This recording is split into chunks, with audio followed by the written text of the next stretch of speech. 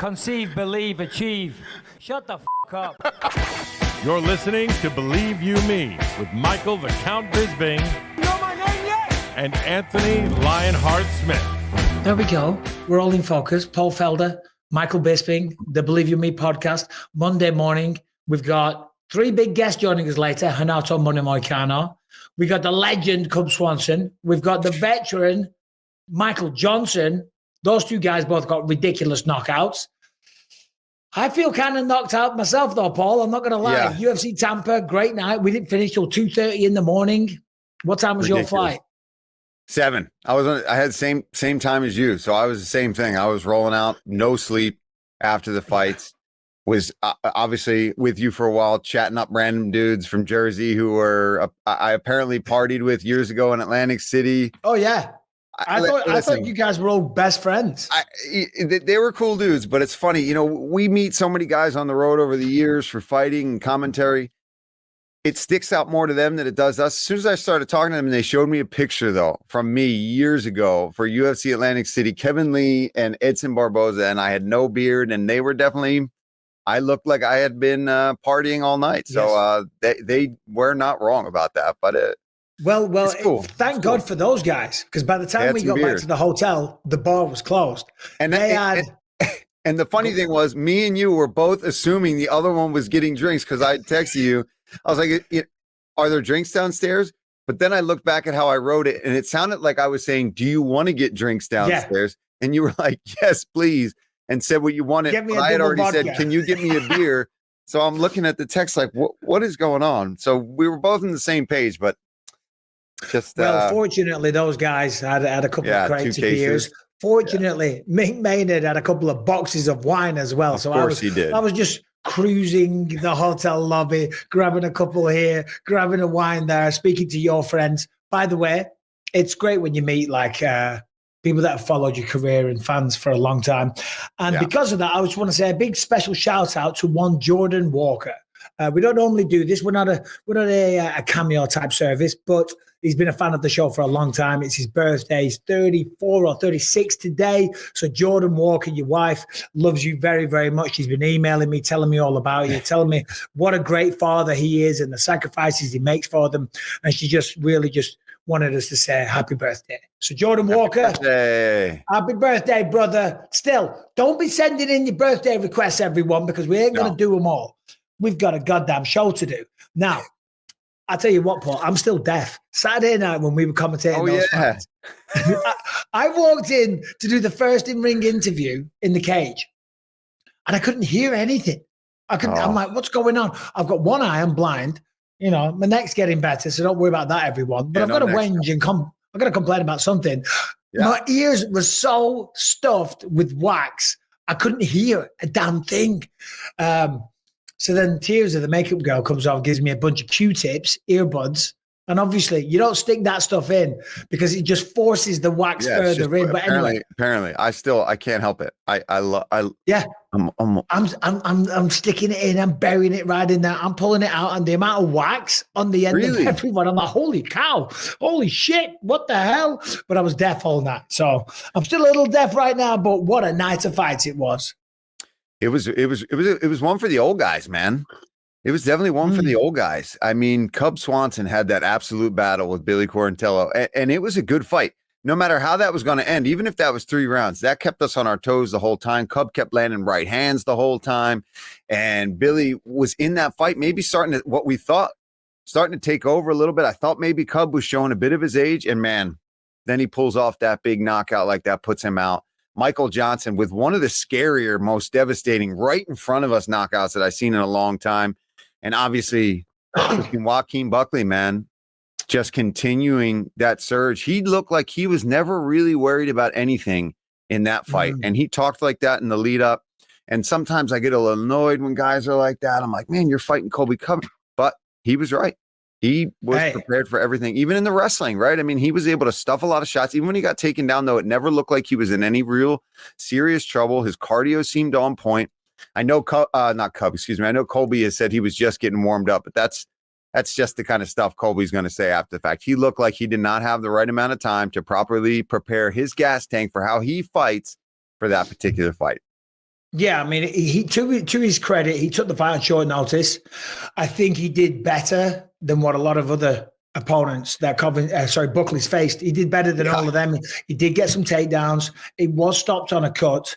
However, Buckley was phenomenal. Good, man. Got to give credit though to Colby Covington. Walks out, Hulk Hogan, real American. I was nerding out a little bit. I'm not a big WWE guy, but seeing Hulk Hogan walk out with that music and stuff. I remember in the 80s, Macho Man Randy Savage and Hulk Hogan and the Ultimate Warrior and all those guys. I was like, no shit. Suburban Commandos walking out. Let's go. But man, let's talk about how rough Hulk Hogan is looking. He looked every bit of 71 years old. I didn't want to say anything because, dude, when we heard that and we had to keep it a bit of a secret, I was pumped. I'm like, oh, Colby walking out with that music with Hulk Hogan. And then I saw him. And I think the crowd saw him too, because I was expecting in Florida, of all places, USA. And I think everybody kind of just saw him and then realized, oh, wait, he took this fight on short notice. Hulk looks like he took this fight on short notice. Oh, God. And my energy just went down a little bit. Let's take a look. I tell you what, he doesn't look too bad, Paul. No, you got to remember he's 71. You're right, Michael. But you just like you talked about, in my mind is, just hot Brian, looking, tanned up. Bring up Hulk Hogan in his prime, please, Brian. Hey, listen, 71 years old, the man's still getting it done, brother. He's still out there. He's still entertaining people, brother. I tell you what, I hope I've still got the energy to be doing stuff like that when I'm 71 years old. I was just at the gym this morning, the local gym by my house, and there's a lot of old people go there. And when I used to go there, because it's right by my house, it's the closest one, I used to complain. Because there's old people with bloody oxygen tanks and stuff. But as I've got a bit older and I'm complaining myself all the time about my health, I look at it differently. I'm like, fair play to these people. You're here. You're on oxygen. Oh, look at this guy. Come on now. Yeah. Now we're talking, brother. That's Thunder Lips. Let's be honest, Michael. He looked old there. He actually doesn't look too bad, considering that Hulk Hogan kind of looked old when he wasn't old. Yeah. No, but like the old people. Yeah, God, there it is. Rips the shirt off. Colby's getting ridiculed online, by the way, because his shirt was pre-cut. It was cut badly. It was like shredded. You can see it. I mean, listen, I get it. Those Venom tops are very stretchy. The last thing you want to do if you're Colby Covington is walk out with Hulk Hogan and be going, and you can't rip the shirt. You've lost the fight. Even if you win by flying, spinning hook kick knockout, I'm going to be like, but you remember when he couldn't rip the shirt? And I couldn't rip the shirt. Giving him the side eye going, what the hell? This is embarrassing, Colby. You're blowing it, man. You're blowing it. Yeah, no, but I was at the gym and there was a dude there with one leg, jacked, lifting weights and stuff. And I'm like, fair play. You know what I mean? Yeah. These are elderly people still getting out there, still getting after it, still lifting weights and stuff. It's amazing. What wasn't amazing though was Colby's eye. It was a bad cut, fair play. I walked in to do the interview.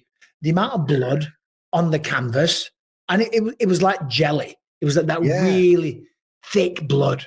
We noticed that during the broadcast. You pointed it out when he was in a scrambling position with Buckley.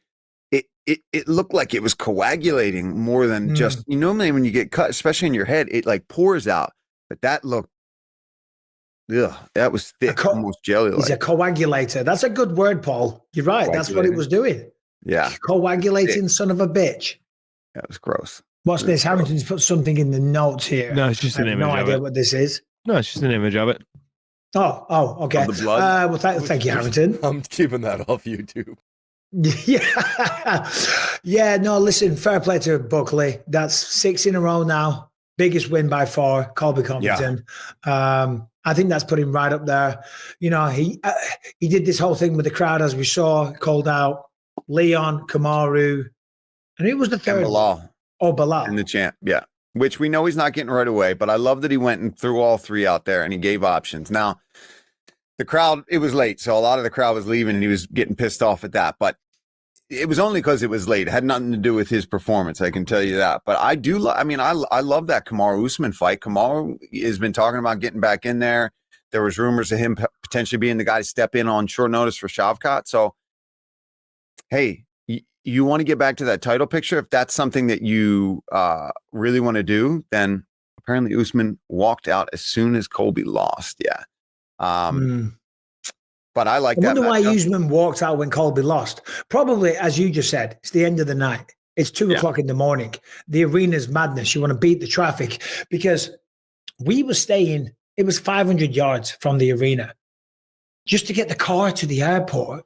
So just to get the car to the hotel on commentary day, it took forever. And then we got there and I'd forgotten my shirt and tie. Yeah, I remember. So the driver was going to take me back and I'm sitting there in traffic and like 15 minutes have passed and we haven't moved at all. So in the end, I'm like, I'll go on foot. I can see it. It's there. So I jump out the car and I'm running down and UFC fans ever, Bisping picture. I'm like, guys, I'm going to be on air in 20 minutes.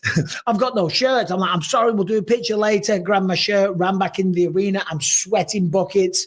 So that's why people left. Not because of Buckley, but he does seem to take stuff like that personally. Yeah, he does. Yeah, he gets bad. And you know what? It influences his fighting in a good way. So, we talk a lot about beef that maybe is unnecessary and things bothering you that are unnecessary. But for some reason, and I know I get bugged out by it too when guys seem to have this chip on his shoulder that I don't necessarily think is justified. But in his case, if he continues to use it and then continue to fight like this and still make call outs and show up and perform, whatever you got to do to get you into the right space to be able to perform at the highest level, then more power to you. So, I'm not going to let it bother me. I know in fighter meetings, he's short with us sometimes. He doesn't have much to say. He is kind of like dismissive, like you already know what I should be getting. And listen, it is what it is. If that's how you're going to be, I'm just going to be short with you and let you do your thing, say what you want to say, because it's working for you and you're going out there and you're beating the best guys. And now, I mean, Wonder Boy, yeah, maybe he was getting older, but you got that win. You got this big win over Colby Covington. Who else? Vicente Luque is on that list. So Luque is on there. Some good dudes, man. But it's the way that he's beating them. I mean, smashing no guys. Disrespect to Leon Edwards or anyone else. I mean, all right, Kamaru Usman knocked out Colby cold with that beautiful right hand.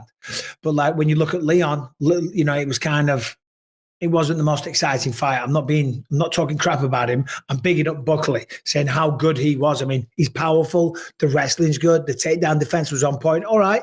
He ended up on his back a couple of times. It's an MMA fight. You're fighting Colby. That's what he does. I thought he looked tremendous. Kamaru Usman, I think that'd be a phenomenal fight. Isn't Usman booked though? Didn't I see that somewhere? 311? Harrington, if you know anything about that.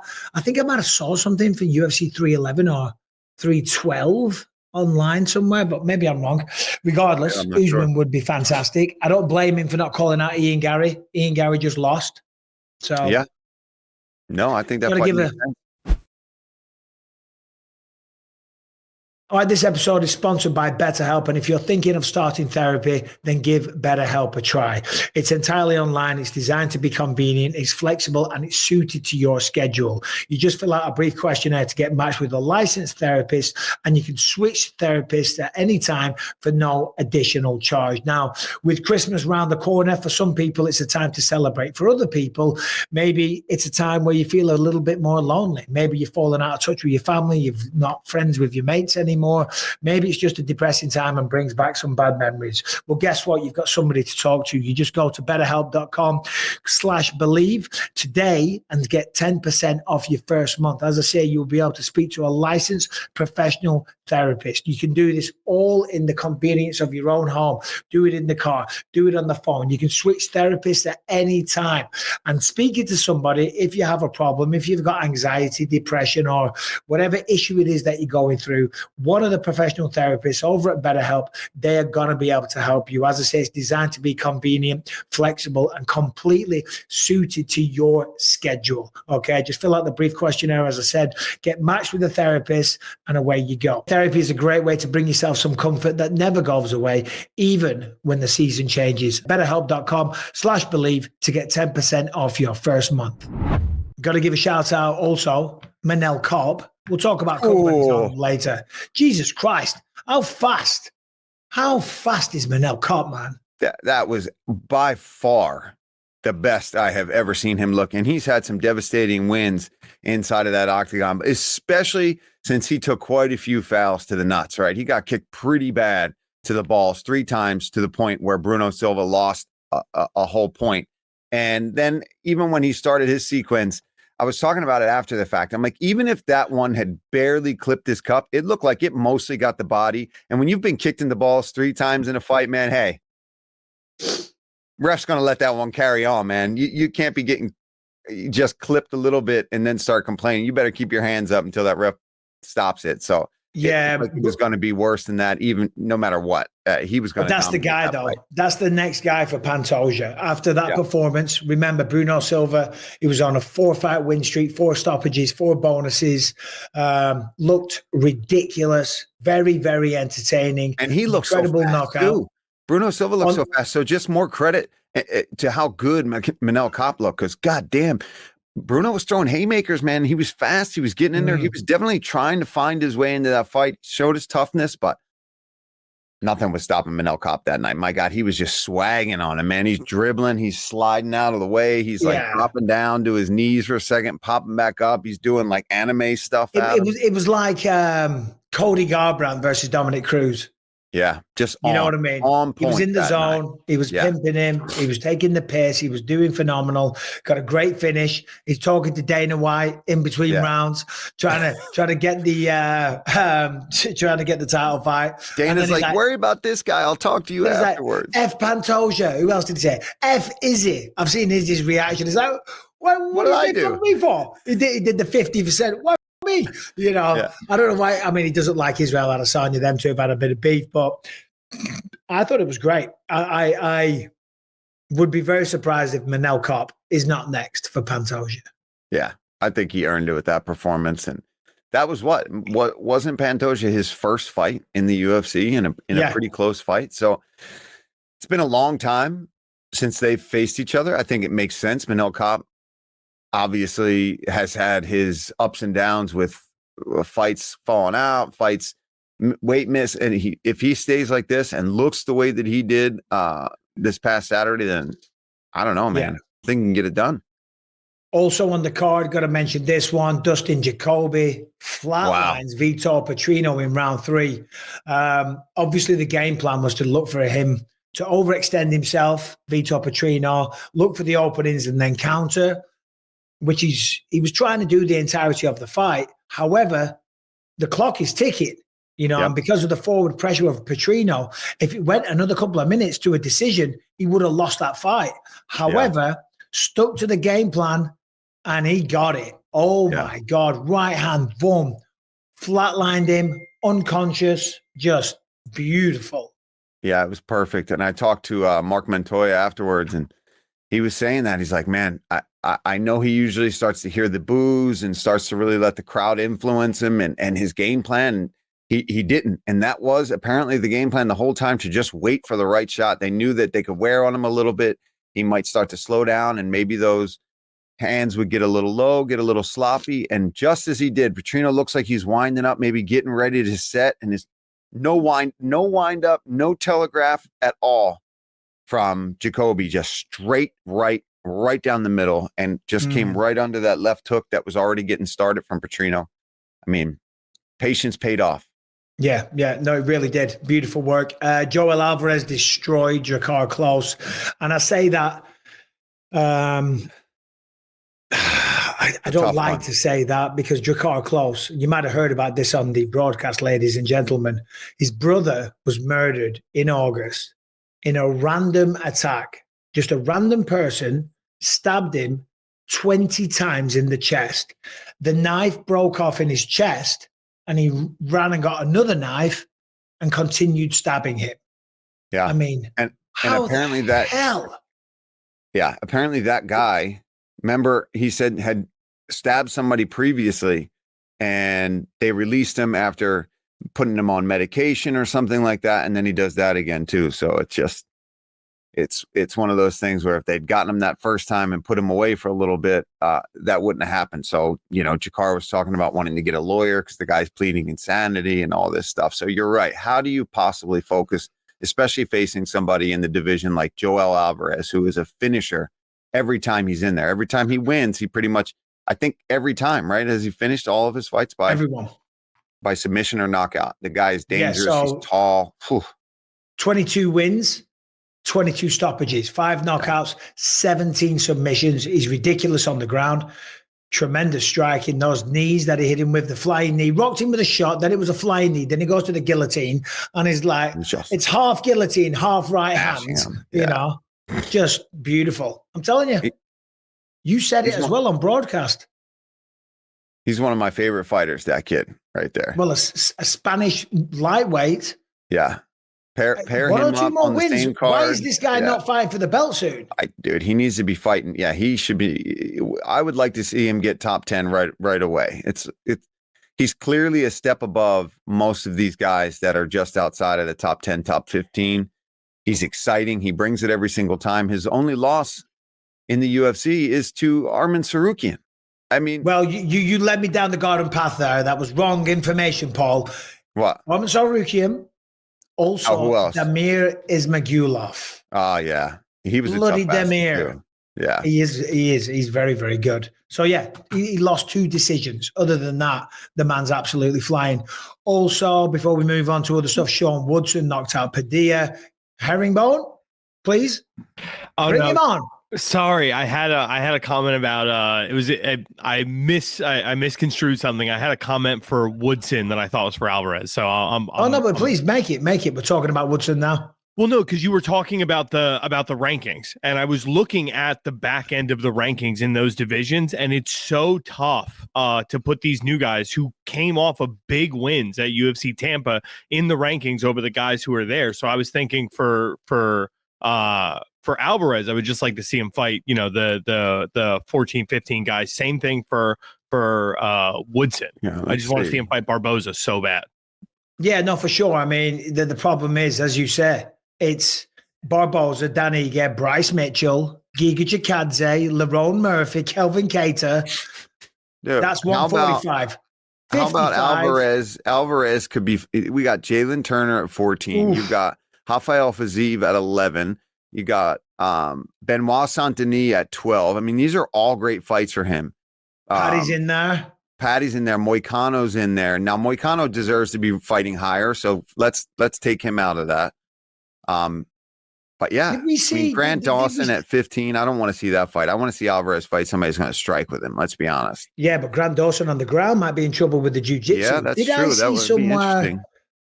Benoit Saint-Denis and Harrington, stay on. Did I see Benoit Saint-Denis versus Paddy Pimblett somewhere? No, I thought. Or is that just a rumor I saw online? Let me take a look. I'll look that up. I did see. Speaking of rumors, you asked earlier if Kamaru Usman had a fight. There is a very strong rumor he's going to be fighting at 312 against Jack Della Maddalena. Yes. That's the one I saw it this morning. Apparently it was on social media, so take it with a pinch of salt. Kamaru Usman, Jack Della Maddalena, Sydney, UFC 312. So makes sense as well.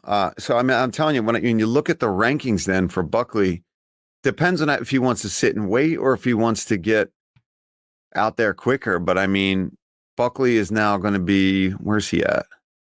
Well, he's 9. 6. Colby's 6. He's going to take that spot. Sean Brady's right above him. Sean doesn't have a fight yet, but we're still waiting to see who Leon fights at number 1. Is that going to be Sean? Is that going to be Buckley, even though he doesn't want it? I mean, it makes sense. So somebody's got to jump into that spot against Leon Edwards, and he's freaking number 1. That's who you want to be fighting, especially since Bilal is going to be booked against Shavkat. So they should all be. I love that matchup. Leon Edwards, Joaquin Buckley, main event, UFC London. 2 great strikers. Buckley's super exciting. Leon is a guy that will play his kind of game. He's not going to look and take him down. Buckley's going to stand there and swing for the absolute fences. So UFC London, main event, Joaquin Buckley, American, flying over to London, because I think that's what the UK crowd's like. You know what I mean? Yeah. It's great when the cards are littered with a lot of European talent, but they want to see the guys that they see compete on TV in America. So Joaquin Buckley coming over, I think would do very well. It's an entertaining fight with Leon Edwards, and I think that makes all the sense in the world. Yeah. One monkey wrench. Can Joaquin Buckley win a fight without going to a pool party day of anymore? Like, it's just, well, he ain't going to go to a pool party in London. That's what fact. I'm saying. It's a huge advantage for Leon Edwards. Did he go to a pool party in Tampa? What's that? Yeah. I said it's not swimming weather in London usually, Mike. We do have indoor swimming pools. There you go. Yeah. I saw a video of Joaquin Buckley day of before the Colby fight at a pool party in Tampa as well. Harrington, what's going on in the world, buddy? Give us an MMA news story. And we'll get into some talk about drones, because there's a lot of crazy shit going on with these drones, bro. Yeah, I mean, that's probably the number one topic on everyone's mind this week. We talked a little bit about it last week, but the drones flying over New Jersey, nobody seems to know what it is, including the government, who says that they are not our own military, but they are also not of foreign origin. So no clue exactly where these are coming from. So, and Brian, I want your take, because I'm sure you've got some information. For anybody that doesn't know, because we are an international podcast, we've got a big following in Uganda, okay? There's drones 100%. popping up all over the place, hundreds of them flying around.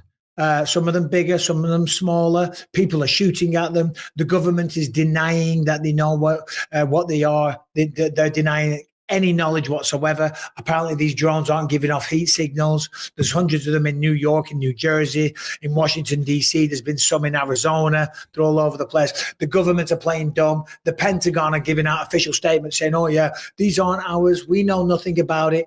I call this is number one bullshit, brother.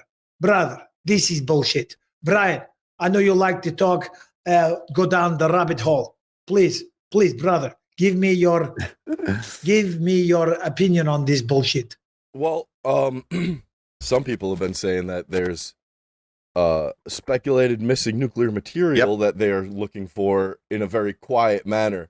Now, when the government says they're not ours, that's like a very tricky wording, because they could easily just be a subcontractor, like an aeronautics company. And they're not ours, but they're not lying, but they're not giving it all. Right. It's like a half truth. But there's no way that anything in the air over 50 feet isn't acknowledged by the government. Like, I can't go and fly my drone over 50 feet without the FAA shutting it off.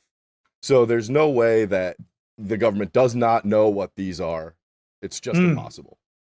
Yes, and I totally agree. The United States government, the biggest and most well-funded military force in the entire world, you're telling me that there's drones flying all over America. They know nothing about it. They're not alarmed. It's, we don't know what it is. Stay calm, everybody. Bullshit. I heard the same thing about the nuclear material that hasn't been identified yet. So apparently they're trying to sniff it out. They have some kind of equipment. I've even been texting some people that I know that are former military or still involved in military that are just like regular citizens now, but still work for the government in that regards. I'm like, hey, will you please just text me, get out of the area if I need to get out of the area? I was like, you don't have to give me any information. You don't need to tell me anything at all. But will you please let me know, for some reason, if I should just drive out to the sticks outside of Pennsylvania and get a little farther away? They're like, nothing to worry about right now, but absolutely, I'll let you know if you got to get out of town. Yeah, and that's the thing, because if there was something to worry about, and there is a lot of reports of like some kind of dirty bomb or some kind of handheld nuclear device that's been smuggled into the country, and these drones are looking for it. And if they did say something, it might cause mass panic and hysteria and all the rest of it. So that might be one 100%. Reason why they're saying nothing. But if people are figuring it out, there's going to be panic anyway, so you might as well say something. Also, there's another theory that it's it's the far left Democrats. They're trying to stop the inauguration of Donald Trump. You must have seen this one, Brian. Well, that kind of ties into the missing nuclear material thing in a more tinfoil hatty way, where it's like, well, if the same people who lied about COVID and vaccines and all this other shit for the past bunch of years are in charge of this. There's no telling what they would do to continue to get their way. And that's because if we go full war, if we get into a war, let's say it's blamed on somebody else and something were to happen and we start into a major conflict and war, the president doesn't get inaugurated, stays with the seating president. So is that how it works? You know, if we're technically, if he doesn't get inaugurated, Joe Biden would still be in power. Yeah. And then also Congress and everything would remain the same right now, correct? I'm not sure about the lower forms of government, like the Congress, House, Senate, all that other stuff, but I know presidency would not move if we went to war. Well, Bryce Mitchell, as crazy as he is, maybe he was onto something because he knew about this weeks ago. He said, well, he was saying it's Project like Bluebeam. He thinks it's the government, trying to make it look like a fake alien invasion is what he would say it is. But it doesn't seem FAA approved lights don't necessarily strike me as extraterrestrial. Hey, maybe the drones are angels. You ever think about that? That's another one. Bryce might say that too. Yeah, I've seen some pictures of biblically accurate angels on the internet over the last week. Harrington, I do not appreciate your blasphemy, Harrington. Okay, what? you owe Bryce Mitchell an apology. I do, of course. I owe Bryce Mitchell an apology for a lot, man. You're the man. Many apologies. Yeah. All right. Well, anyway, we know nothing about the drones. Here's my advice. Live your life. Go out, enjoy yourself. Prepare for Christmas. Have you got your Christmas shopping done yet, Paul? Me? None. Yeah. None.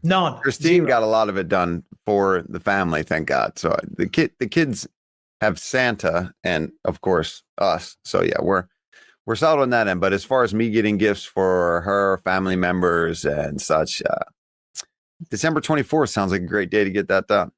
Yeah, no, it always is. Rushing around at the last minute in the shopping malls. Yeah, none of our kids believe in Santa anymore, fortunately. They're not morons. They've all grown up and they're adults. But there's still a lot of festive cheer.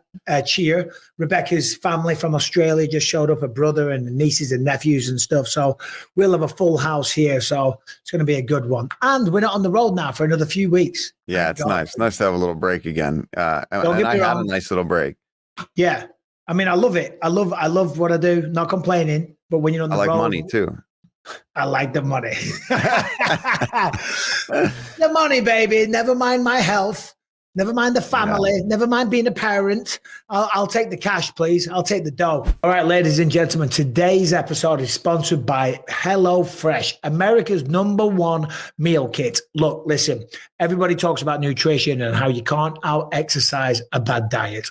But we also know that we've got lives to live. We got bills to pay. And if you're at work all day, maybe you go to the gym. Then when you come home, you haven't got time to go to the supermarket, buy all the ingredients from the store, then come in. Then you've got to cook it. You eat it in 10 minutes. Then you've got to do the dishes and all the rest of it.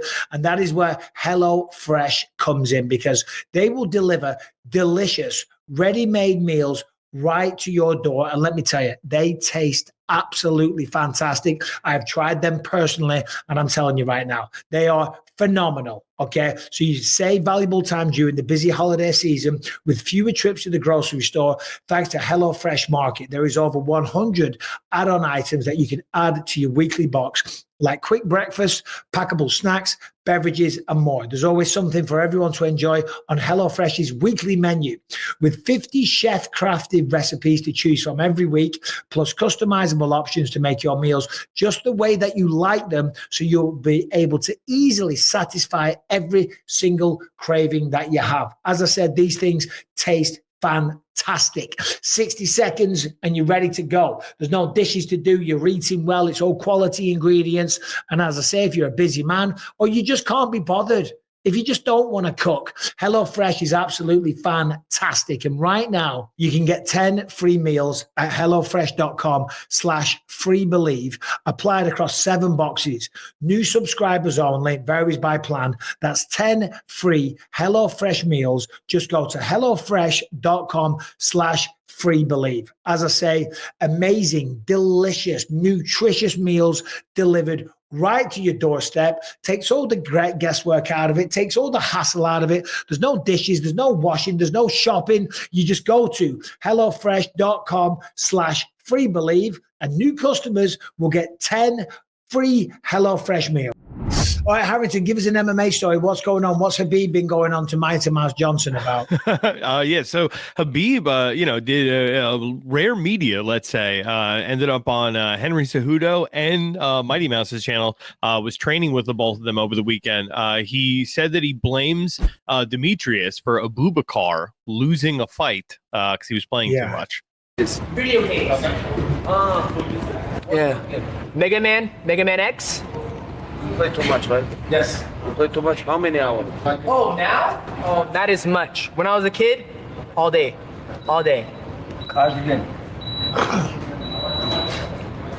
You play with Abubakar a lot. Yes. Man, Back in the day, PUBG a lot. these guys, you play. I need Granny. Because of you, you take him all the time to game, he lose one fight. No! I remember this. Hold on. The best bit's coming. Me and Bubakar, we used to be like this. Good people, good shoot, good playing. But now I haven't seen him play in a long time, so. He broke his computer. Brother, we break his computer. Really? I know you think we're joking, but No, I believe you. Oh, I love some I Khabib, don't man. think you're joking. I don't think you're joking, Habib. I think he is the guy that if you're not training right, smash. They smash your computer. First off, Khabib, he's a cool bastard. He's sitting there he's all funny, man. nonchalant, looking like a legit Bond villain. You know what I mean? He looks like a bad guy there, like a Bond villain or something. Yes, we smashed computer. Oh, it's fantastic. So Abubakar Nurmagomedov, is that who it is? Abubakar? It's got to be Abubakar Nurmagomedov. He's his cousin. Yeah, that's him. So he loses the fight, blames it on Mighty Mouse playing too many video games, and they go in and they smash the computer. Brilliant. I mean, God bless Khabib. That's brilliant. I love it. That's how you stay a big head coach, man. You don't play games. Hey, I tell you what, Game. like we had Bilal Muhammad on here, I don't know, a couple of years ago, and he was talking about training with Khabib and just the crazy regimen that he puts them through. The work ethic, the pace, just the drilling. Doesn't want any excuses. You know, he doesn't want to hear it. Show up, work your ass off, cry later. That's it. He was telling me about a session that he had the full warm up, which is epic for those guys. Then they did all the sparring, all his sparring, just brutal sparring with these guys, all the takedowns, everything you'd imagine. And then he worked with Khabib in the cage. Bunch of rounds go by. It's the final round, I think he was saying, and he was in a bad position. The bell rings, and Bilal tries to relax or whatever, and Khabib's still there, just beating him up. And he's like, "I thought the round was over." He's like, "The round's not over until you get out." Yeah, no, exactly. This is the end of the session. Oh my God! But I love that, Khabib, his thought process. He loses one fight. He's like, it's video games. What the are you doing?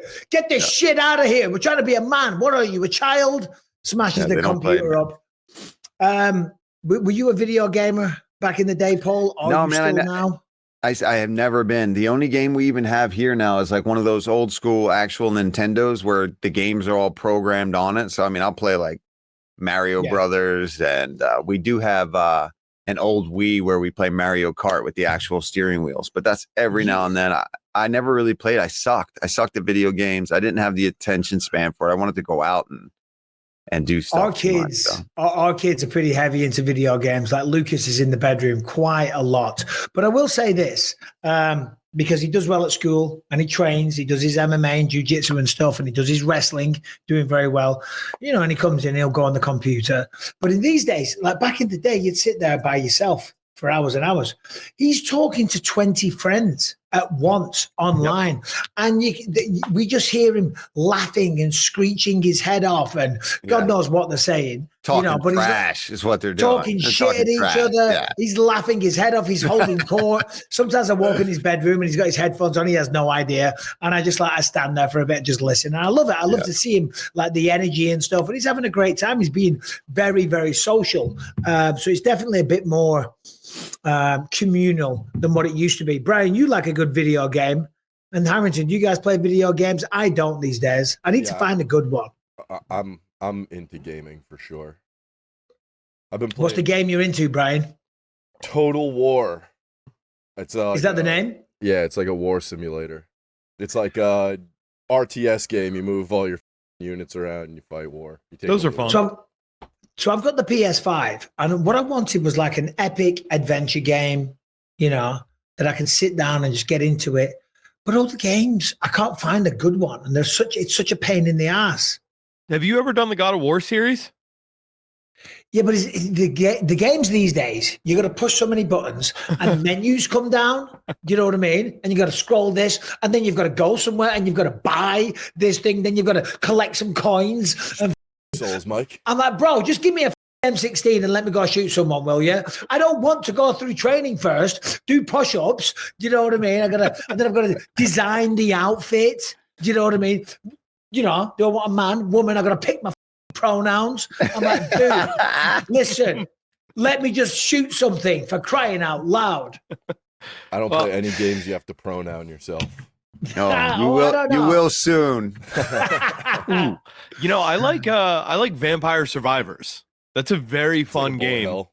Yeah, it's super low tech. It looks like an NES game kind of, but it runs on it takes a lot of processing power because you can do a lot of crazy stuff with weapons. What's it called? Vampire Survivors. Vampire Survivors. Okay. It's like you remember Gradius back in the day, where it's like a bullet hell.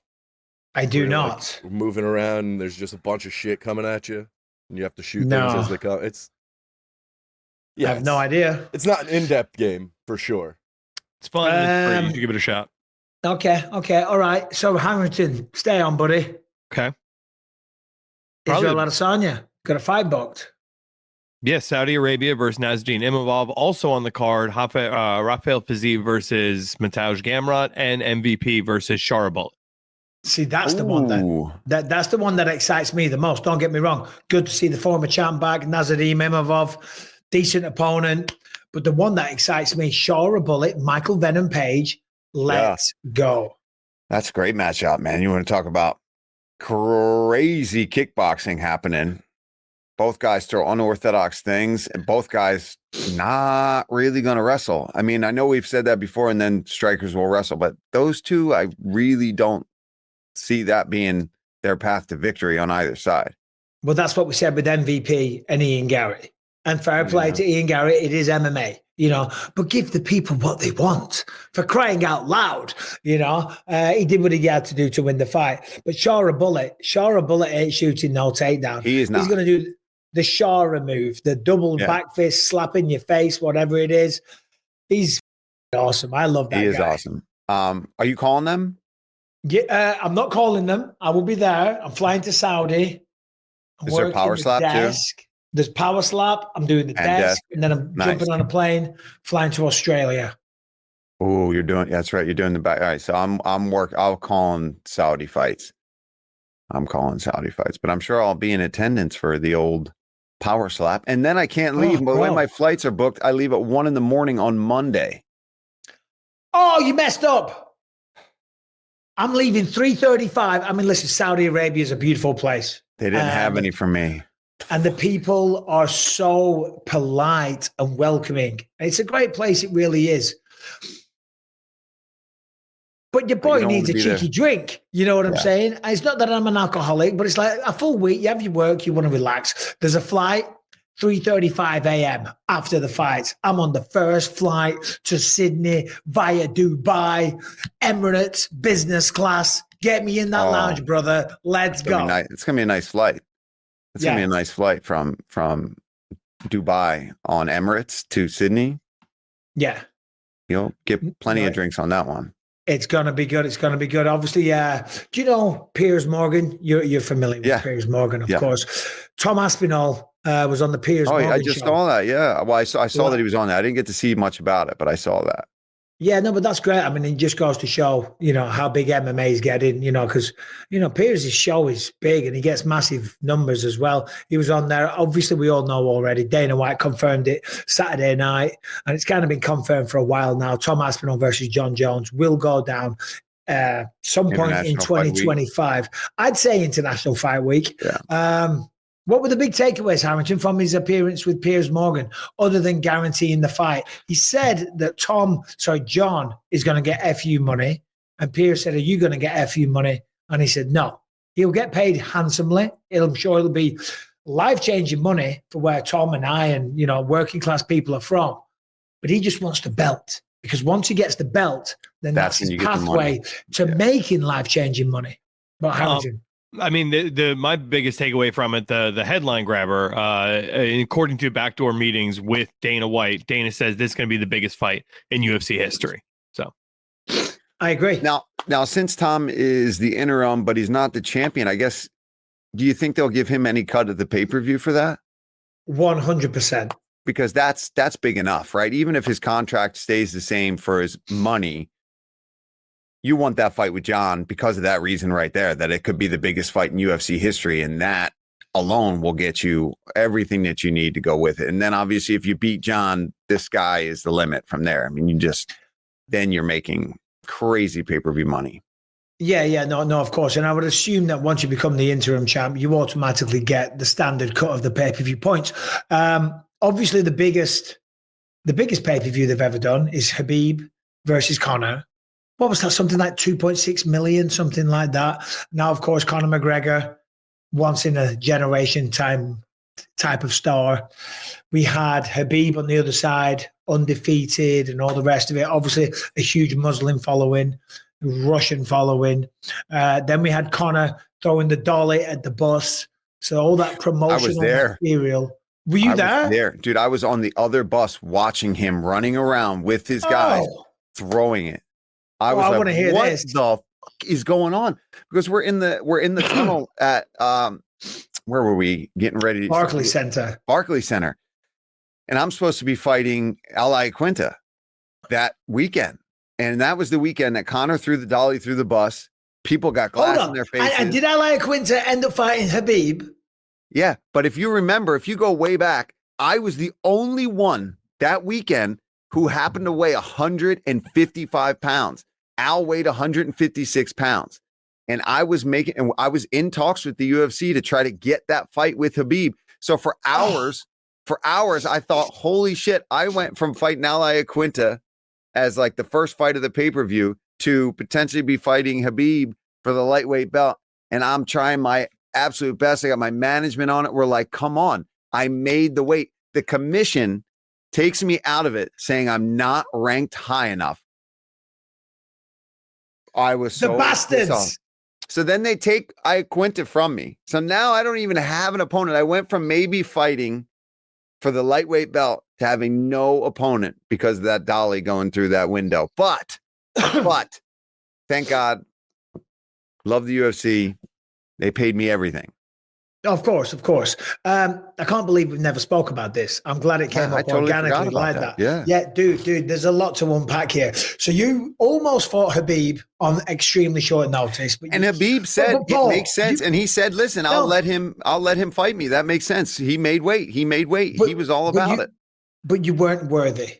Is what I was not, according to the New York Athletic Commission, I was not worthy. And people online were giving them such crap. It's like, who are you? Even Rogan was giving them crap. Who are you to say that this guy who was supposed to be fighting on the main card, who's, been on the cusp of being in the top 10 for a while, you're going to tell me that I'm not ranked high enough because Al was a few spots above me. He was okay. Or was it because Al's a New York guy and you wanted your New York guy to be taken on that fight? All I'm hearing is that the UFC was trying to protect Khabib. Oh, go on, Brian. Brian and Harrington, they've always got the back of the co-host. Well Come done. On, but they would sanction Jake Paul versus Mike Tyson. Come on, man. Dude. Paul Felder must be protected from Khabib. But we'll do Jake Paul, Mike Tyson. We've talked about that a lot. We won't get into it. Right, so you came this close. By the way, if Ally Quinta was 156, how did he end up fighting Khabib? They did something where they were like, "Oh, he has to go. If he would have taken off his underwear and weighed in with nothing, they pulled some shady shenanigans there. Whatever, they made it happen. Bullshit, to be honest. But ultimately, I ended up having a really good night Saturday because I had quite a good bit of money in my pocket and didn't have to take one punch to do it. I made weight. I had already made weight when all of that happened. So hold on, right. So we were talking about Conor and Khabib being the biggest pay-per-view, and Brian, just looking up, I think it was like 2.6 million, which is crazy. Talk me through that. You're on the bus, you're at the Barclays Center, and all of a sudden Conor McGregor and all of his buddies show up out of their minds, and it's just all hell breaks loose. Oh, dude, it was crazy. I was like, because I saw him banging on the window. He's doing it, and I'm like, "Who's it?" I was like, "That's Conor. That's Conor doing that. What the hell is going on?" And then I saw him pick up and we were like, "No, dude! Like, oh my god!" And then we heard the smash through the window, and I think we were there to do like a presser. I forget exactly what went on, but we were we trying to get off the bus. They were like, "You can't, you know how security is, just keeping everybody on there." I didn't know at first. We didn't know what was going on. Maybe it was like random people causing shit, doing like terrorist type shit. And then nope, just Conor doing terrorist type activities. Conor and his boys from the council estate, all on a good one. It was wild, man. And Anthony Pettis ended up, I think, getting off of that card too. So we ended up going to some Mexican restaurant, drinking tons of tequila that night. Nice. Yeah, it was fun. So the question is, obviously, Conor McGregor and Khabib, two of the biggest stars. John Jones, right? Again, he's that level. Tom Aspinall's had a crazy rise. Do we think, and Brian and Harrington, let's get your opinions as well. Do we think Jones versus Aspinall rivals McGregor versus Khabib? I mean, the fact that we're having this conversation is, it's great for everyone involved. But what do you reckon?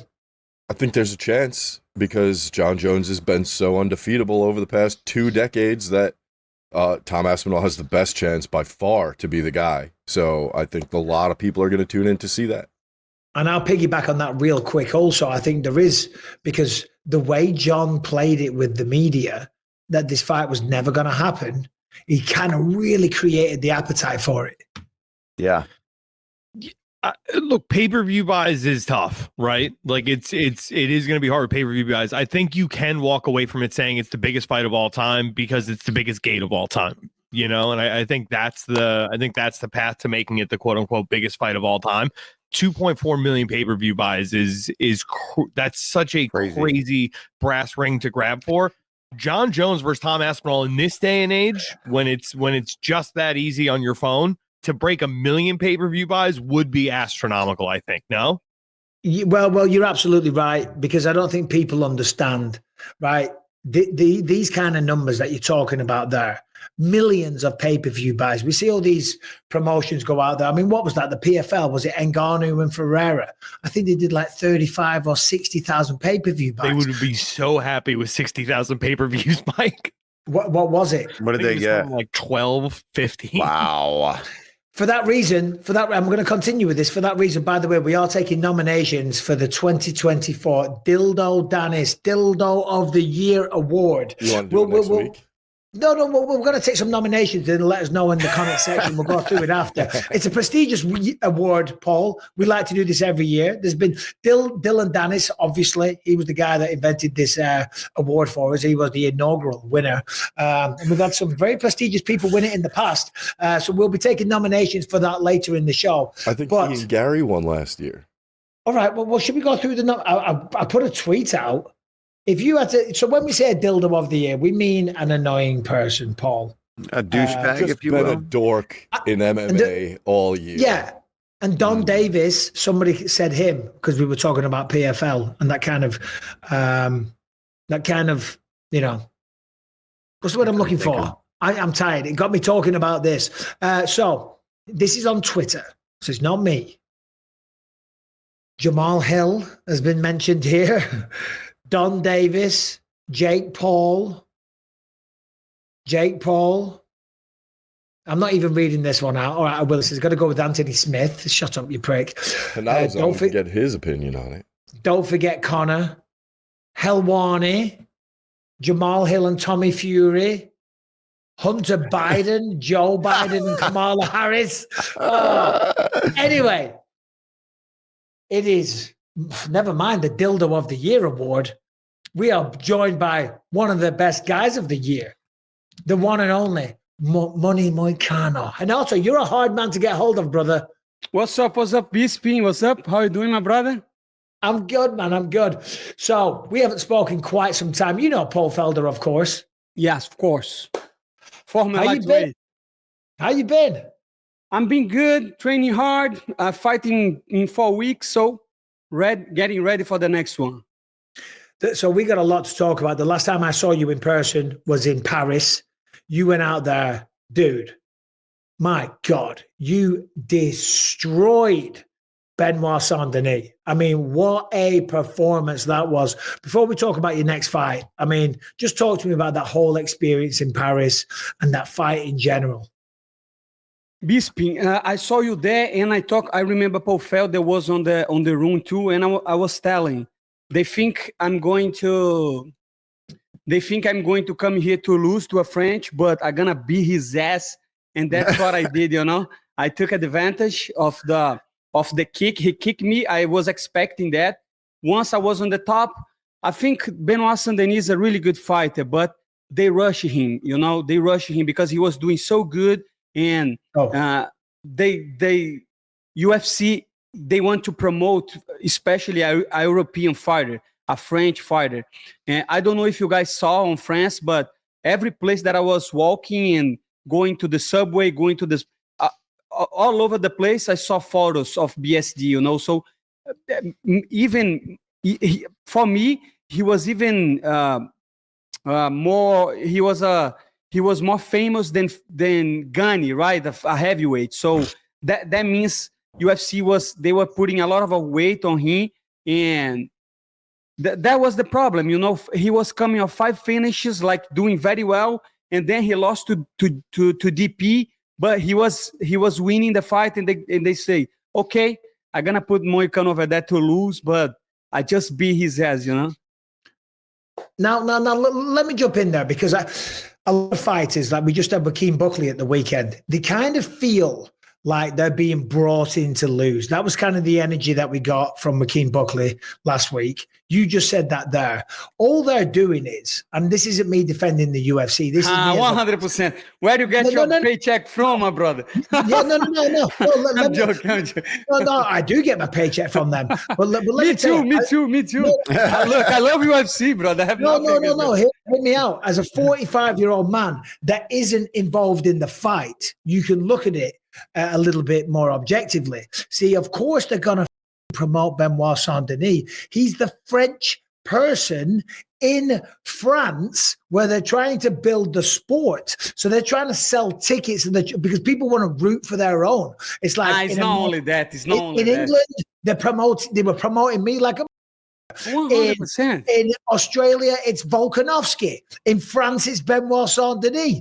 But when you're in the octagon, it's like, hey, figure it out, guys. We're the best to win.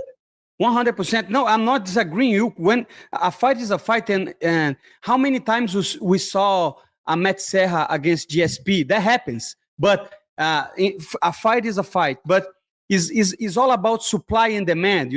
Like you say, how many English fighters they have, how many French fighters they have, and how many Brazilian they have. If I a lot. A lot. We are like the Mexicans of MMA, If they need somebody to do the hard work, they're gonna call a Brazilian. And if he loses, they have another one. So it is what it is. I don't get mad UFC. I know what they're trying to do, Benoit Saint-Denis, young, special force, very, very good fighter, but he was not in my level. And that's that's just me seeing objectively, he is very aggressive, but if you look his technique, he has some poor technique, Bro, you beat the crap out of him, though. I mean, that was... I said this on air, and I got a little bit of abuse for it, but people that don't know, they're stupid. That was a 10-7 round. That was a 10-7 round because you beat him from pillar to post for 5 minutes. It was amazing that the doctor didn't stop it. I mean, is that kind of what you expected? Did you think you would run through him that easy? Not really. I was expecting a tough fight, but I knew I have been working on my ground game, especially on my ground and pound. So I knew what he would try to do, you know. I saw he fight against Frevola, against Thiago Moises, against all the other fighters, and he really trust on his butterfly guard, you know. But I was telling my coach, I say, if he sweeping me with that shit, I'm gonna change my name, because that doesn't work anymore. I'm a jiu-jitsu guy. I come from jiu-jitsu, but jiu-jitsu doesn't work like used to be, you know. So if you are in a top position, if you secure the takedown, jiu-jitsu is going to serve you well. But if you accept takedowns and you pull guard, or even if you accept to be on the bottom, you're gonna be fucked. You know, it's just the way things are doing. And to me, Benoit Saint-Denis, he always trusts too much on his ground game, because he can use the hook to sweep, to reverse, or to get back. And I knew, like, that's not happening. When he tried to do that, I'm gonna elbow him in the face. And I know you did not ask about Dariush, but I want to give you my opinion on that, because that's why I think the fight is going to be even harder, because Benoit Saint-Denis was not expecting for me to put the pressure to control him on the top. Beneil Dariush 100% will expect that. So that's going to make my work harder. But no matter what, I am beating his ass in the same way. I don't give a shit, you know. I respect you a lot, Beneil Dariush. Actually, from the old top 15, as a human being and as a guy that I respect, I think I respect Beneil Dariush the most, because he's being vocal about his religion and all that stuff, and I really respect him for that. But unfortunately for him, I'm gonna have to beat his ass on January 18th. Renato, along those lines of Beneil, you know, he's on a guy that was one of the best guys for a long, long time, but lately just hasn't necessarily looked as good as he used to. Do you feel like this is just the time to get him out of that way, move further into the rankings? Do you think Beneil's at the end of his career at this point? And because of that, what kind of fight are you expecting from him? Do you expect him to try to go and knock you out? Do you think he wants to play with you on the ground? What kind of a strategy do you think Beneil's bringing to you, since you've shown the ability to fight on the feet, on the ground, wherever it takes place? The first question, if I believe if he's done, to me that's irrelevant. You know, to me, I don't know if he's in the end of his career, or if he still has time to go. Only he can say that, but to me is irrelevant. To me, the question, to me, it doesn't make any sense. I'm going over there and I'm dominating not Benoit Saint-Denis. I'm Beneil Dariush. I've done that. So next time it's going to be Beneil Dariush. I say that so many times in my head that I got on my head. So, but I have the same mentality. I'm going over there. I don't care if he's in a good situation or he's in a bad situation, or if he's good mentally or bad mentally. It's just my work. I have to go over there and try to finish him and knock him out, or submit him on the first, on the second, on the third round. Doesn't matter. So I don't think how he's think. I don't think how he feels. I know how I'm feeling, and I'm feeling great. You know, I'm feeling very good about myself. I'm feeling very good about my technique, and I don't even care about rankings. I don't even care about nothing. I just want money. It's easy. It's simple that way. I want to go over there, beat his ass, get some money, and keep doing my thing. You know, brother, you keep doing what you're doing though. You're going to make plenty of money. But speaking of money, speaking of big high profile matchups, what happened with the Paddy Pimblett fight? I could have sworn that the stars have aligned for you guys to fight by now. Me too. I should ask you, because you work with UFC, and I don't know. I don't know how they didn't. Actually, I know why they didn't make the fight, because I would destroy Paddy, and they know. I know that, you know. And it's not good business to promote a almost 36-year-old. They're gonna go over there to England and beat like a guy that could be a potentially poster boy. Because let's be honest, Paddy Pimblett, he's very funny. He has a good style, and he's not a terrible fighter. He's just he just needs to work on his defense, right? He knows how to throw punches. The only problem is his chin all the time, but eventually he can get better on this. So UFC is trying to do everything right this time, because with Benoit Saint-Denis, they rushed him and they saw, okay, our French product. Now let's work on our English product. Let's work on him. And I have heard that they're gonna do BSD fight against him, and I think that's a very good matchup. I don't know if it's a deal, but you know how Twitter is, right? People are tweeting this. I don't know if they're gonna do or not, but if they do, just gonna show everybody that they were not willing to risk Paddy Pimblett against Manel Moicano. But I think it's a very fun matchup. I think the build up for the fight will be awesome, and I don't even dislike Paddy Pimblett. I don't even dislike him. Unfortunately for him, he's in my division and he's a big profile. A lot of people watching him. And like you say, I want big fights. I want big checks. Moicano wants money. Who do you think wins that one, Renato? Do you think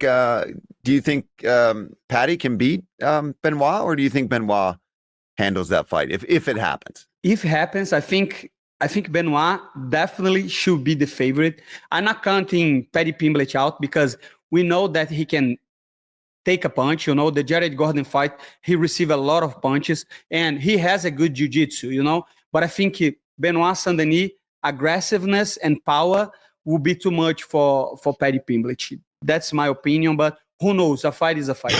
Yeah, that's the truth. What about you guys? What do you guys think about the fight? No, I'm sitting on the fence here as an Englishman. Yeah, I mean, I kind of agree with you there. That's why I wanted to hear what you had to say. But I agree. I think Paddy is pretty good, but I think that Benoit is just, if he's on, like you did the right thing. You came at him. I don't know if Paddy does that same thing, and if he backs himself up at all and eats too many shots and doesn't get a position to get it on top, because even on his back, I think Benoit's smart enough to stay out of triangles and things like that from him, and he's just so aggressive from the jump. He might be able to hurt him too bad too early on. Yeah, especially coming off 2 losses, right? Yeah, he's going to be hungry. Well, this is the thing, because Benoit Saint-Denis, I mean, he's a very motivated man. He's a dangerous man. He's a guy that prepares and trains hard. So I think this would be the worst time to get Benoit Saint-Denis. Yeah, he just lost twice. And yeah, the confidence takes a little bit of a knock. But me, he is going to be prepared and ready as best he can be. This will be the most dangerous version. I want to ask you about something you said before, Renato, because it's really interesting, because me and Paul were talking about this on Saturday night. You're a jiu-jitsu guy originally, correct? Yes. But what you said before is that even in today's climate of mixed martial arts, you can't lie on your back and rely on jiu-jitsu. And hearing somebody like yourself, a high-level Brazilian jiu-jitsu black belt, realizing that and talking about that, I think it's really interesting, because me and Paul say it all the time. A lot of people, a lot of newcomers or people without the most experience, they get taken down, they lie on their back, they're trying to do submissions and all the rest of it, and they're just losing the fight. But you as a jiu-jitsu guy say it doesn't really work in 2024. Unfortunately not. And I had a couple discussions on the gym, because it's still, especially Brazilians, because I think as Brazilians, they see jiu-jitsu as a Brazilian thing. And if you're talking about jiu-jitsu, you're talking about Brazil in the same way, So the other day I was telling that, because the guy was asking me the opinion, what he was doing wrong. And I say, you're trying to play guard the whole time, be on the bottom, losing. Even if you don't get like punished, you're losing the fight, because your back is on the mat, you don't do nothing. So I was telling that it's straight like that. Jiu-jitsu doesn't work anymore. You have couple. This is like, say, Anderson Silva was a Taekwondo guy, right? Taekwondo doesn't work. He has couple moves of Taekwondo. The front kick, the spinning back kick, the agility, the moves, but he's not a Taekwondo fighter. It's the same with Jiu-Jitsu. You have very good positions, especially if you on the top, if you can pass guard, if you can control the half guard, if you can go to the mount, if you can take the back, Jiu-Jitsu is the best, because the most time that we spent on jiu-jitsu is trying to control the opponent. So, of course, you're going to be good at controlling. But that doesn't mean shit if you cannot take the guy down. That's a jiu-jitsu. If you have a good jiu-jitsu and a good wrestling and a boxing, you could be very good, But if you're just relying on jiu-jitsu, you're done. We saw that with Kron Gracie. And I was giving the example, say, Kron Gracie was trying to do that. And they were saying, but Kron Gracie this, Kron Gracie that. Kron Gracie is a world champion in jiu-jitsu. He's one of the best ever in gi and in no gi. And look how terrible he looked on his last fight. How terrible. So to me, it's just like MMA. It's not kickboxing, it's striking. You know, it's not Muay Thai, it's striking. We saw that when we don't see calf kicks on a kickboxing match. We see in an MMA match. So it's different. It's mixed martial arts. Get some positions of jiu-jitsu, wrestling, boxing, and try to mix it up. I think people are missing the point, trying to defend a flag, right? Say, I'm jiu-jitsu, I'm wrestling. No, brother. You should be an MMA fighter, right? Yeah. No, I love it. And to hear you as a jiu-jitsu guy saying that, because it kind of annoys me sometimes. I'm like, what the hell are you doing? You got to fight. Don't just lie there on your back. Yeah. Because guess what? Even though if you can tie them up, if you can get an overhook or an underhook and stuff like that, it's easier. It's easier to just lie on your back and not exert energy, not have to wrestle or try and hit a sweep and walk. And then when you're on your feet again, whoa, now it's back to this shit. And so sometimes they kind of accept being on the bottom because they can get an overhook, they can tie the guard, they can do a body triangle and just slow down the pace of the fight. Yes, I mean, sometimes you have to play guard. I don't want to be on my back, but if somebody try to take me down, I have to. But you have to know how to stand up. I think that's the most important ability on a grappling match, especially in MMA, is how you can be able to get back. But the problem is some grapplers, they are so bad at striking that they prefer to be on the bottom because if they get back, they don't know how to box, you know? And it's just boring, you know? It's just boring. Some wrestlers, they have this problem too. And we have to remember what makes the sport grows is the fans. And the fans, they want to see crazy fights or they want to see like a very good performance. So if you can go over there and 10-7 somebody like I did last time, that's great. And you're not putting yourself in danger and in risk. But if you just see fighters stalling the fight, people don't want to see that shit. People are not gonna pay tickets, and you're not gonna have a very good career on UFC.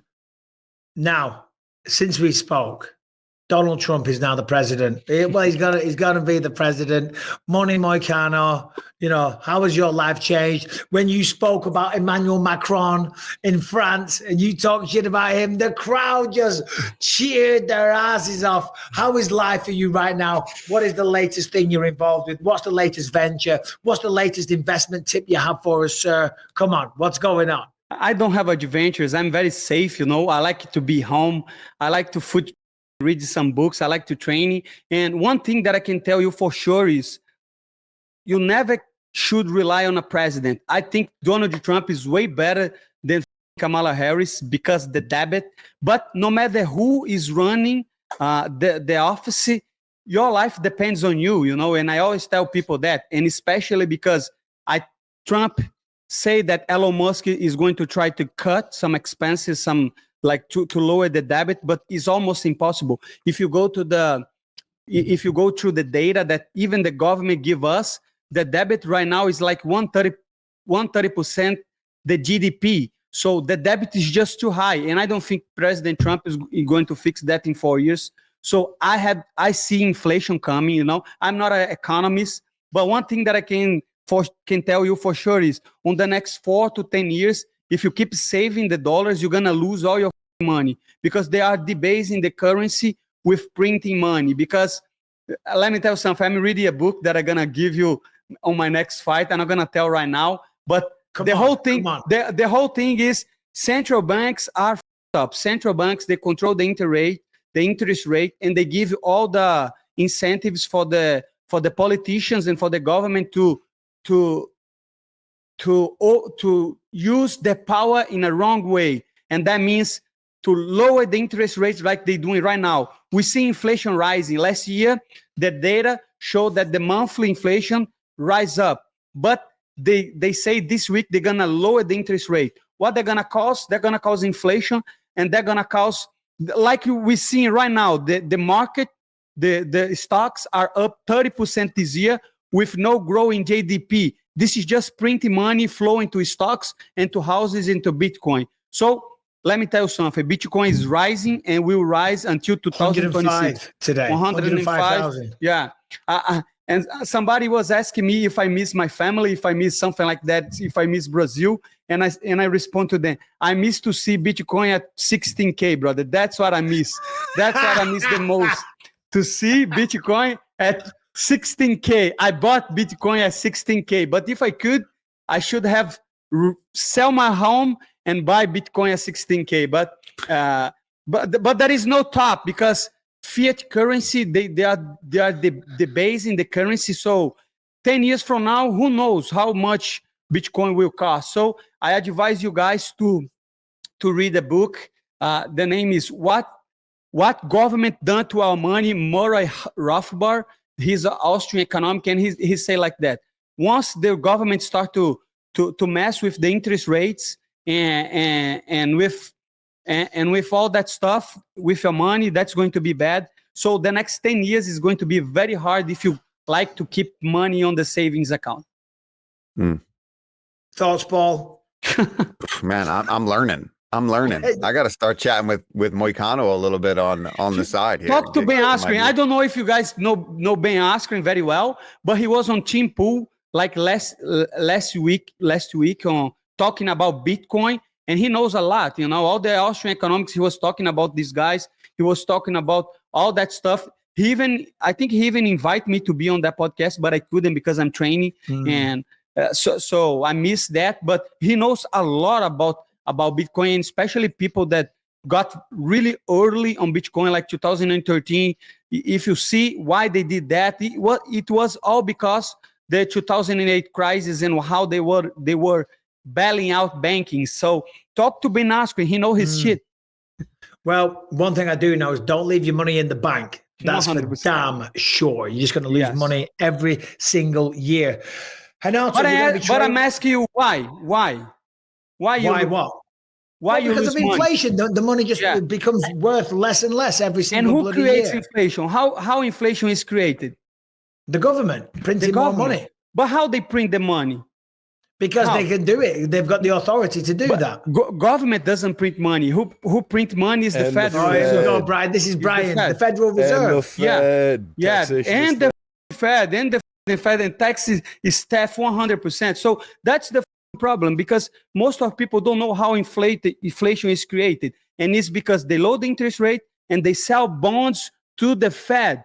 So it is a scam, and that's why you cannot have money on your bank account, because they are taxing you through inflation. That's the real name. You're losing your purchasing power to taxation, because they use this inflation to get more debt and to sell and to pay for wars and to social programs and welfare that they don't even know. So that's why you have to look into this.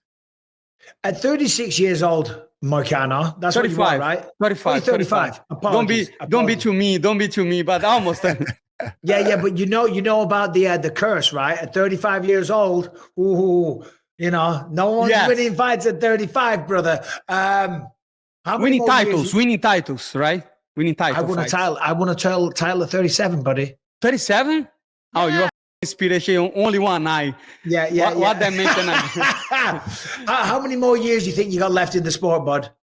I don't know. I don't think about that too much, whenever I don't want to stop, but if I go over there and keep losing and putting myself at risk, I don't think that's very smart. But as long as I can make money, I will keep doing.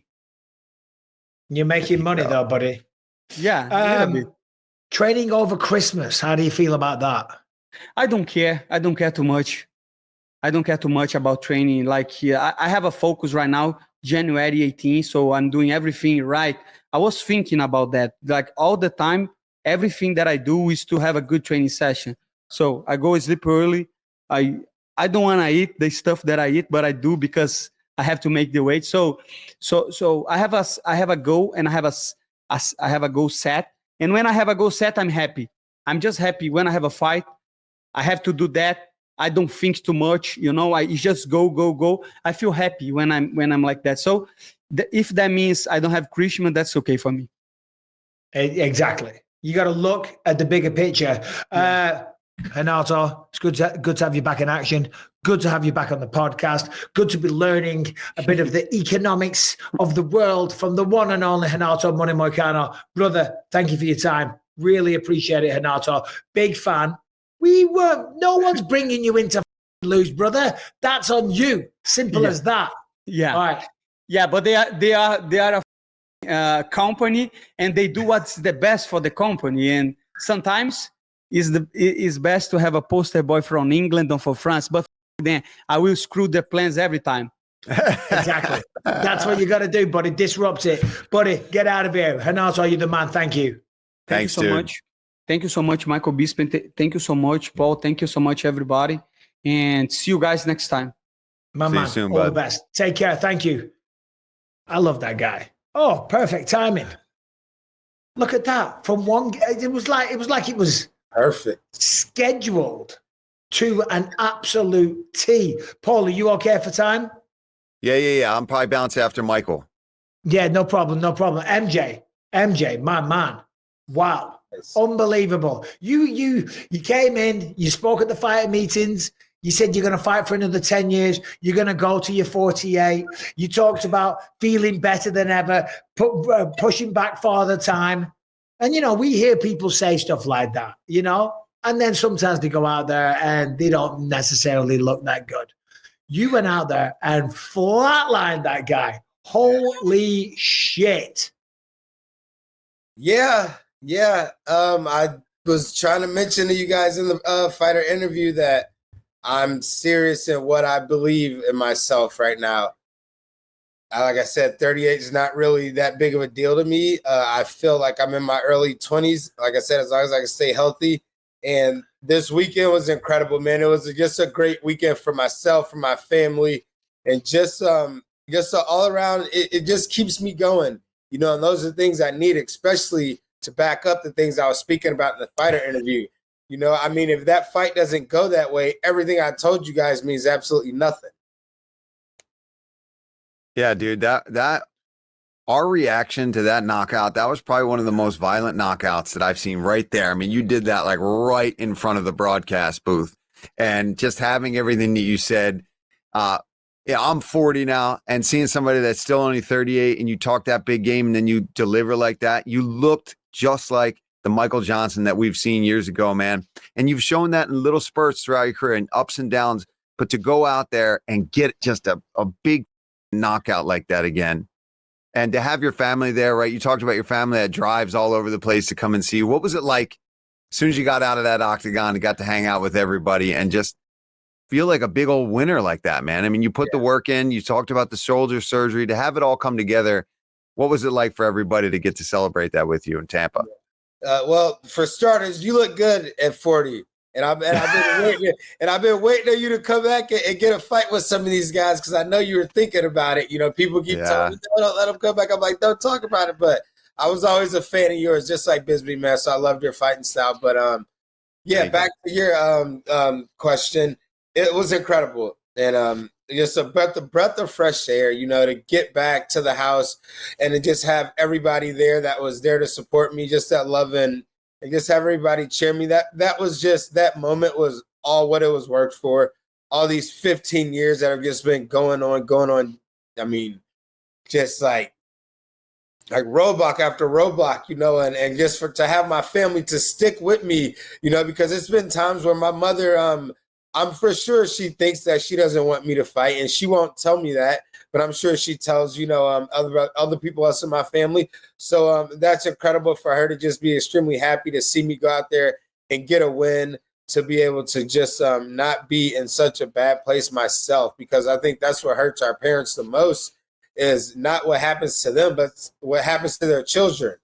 And if she sees me struggling with the fight game and she sees me hurt all the time, our parents don't want that. They only want the best for us. So for me to go out there and do my best and to do something great in front of her, that just brought me all the joy I needed. Look at this guy, Paul, 38 years old, UFC fighter for 15 years, and he's still worried about what his mom thinks. I mean, God bless you. Oh, yeah. So, hey, listen, I got to say, when you got that knockout and when you got on the microphone, you had one of the biggest pops all night. I know we've spoken before, and you talked about some ups and downs, and you talked about, finding out who your real friends are, and, there's a lot of fake people around that attach themselves to success. And then when you go through dark times, people that you thought were friends weren't there anymore. How good did it feel that after 15 years in the company to go out there to get a knockout in Florida, which is kind of like your new backyard, and to get that kind of reception from the fans? How did that feel? It's incredible. Just like I said, just like everything has just been going the way I want it. And, that's exactly what you need. This maybe you might need those hard times to really show you who your true friends and family and support team is. And, you don't want to go through them. It's like almost like you got to go through like some pain before you can see who's really there for you. And that's what that showed. And I have the right people around me.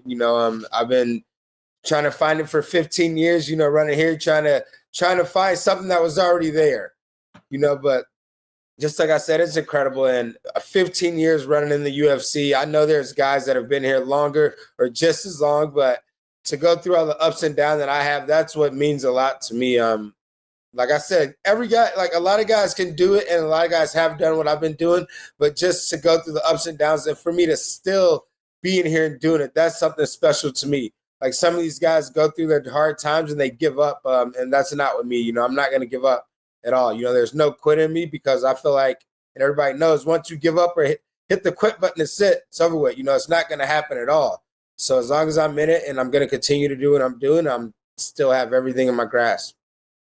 And you on the mic, you kind of jokingly called out Chandler. Has he responded to you? Has he said anything or messaged you about that? Yeah, he did. He gave me credit about me having the best right hook in the UFC. And then what it really stems from is a high school wrestling match. She beat me 4-3. Exceptional. So he brought that up and said, I must be still mad about that. And I'm like, yeah, I think he's got me on that one.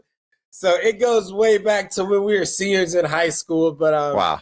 But it's not like a serious call out or anything like that. Yeah. I was having fun on the mic, and of course. Chandler's he has a lot of attention on him, and he's an inspiration to me. So I shot him a text back and said, bro, you're an inspiration to me. I was just giving you some shit. And he's like, yeah, I'm gonna kick your ass when I see you. Don't worry about it. So, listen, Mike, I'm getting back down to the gym.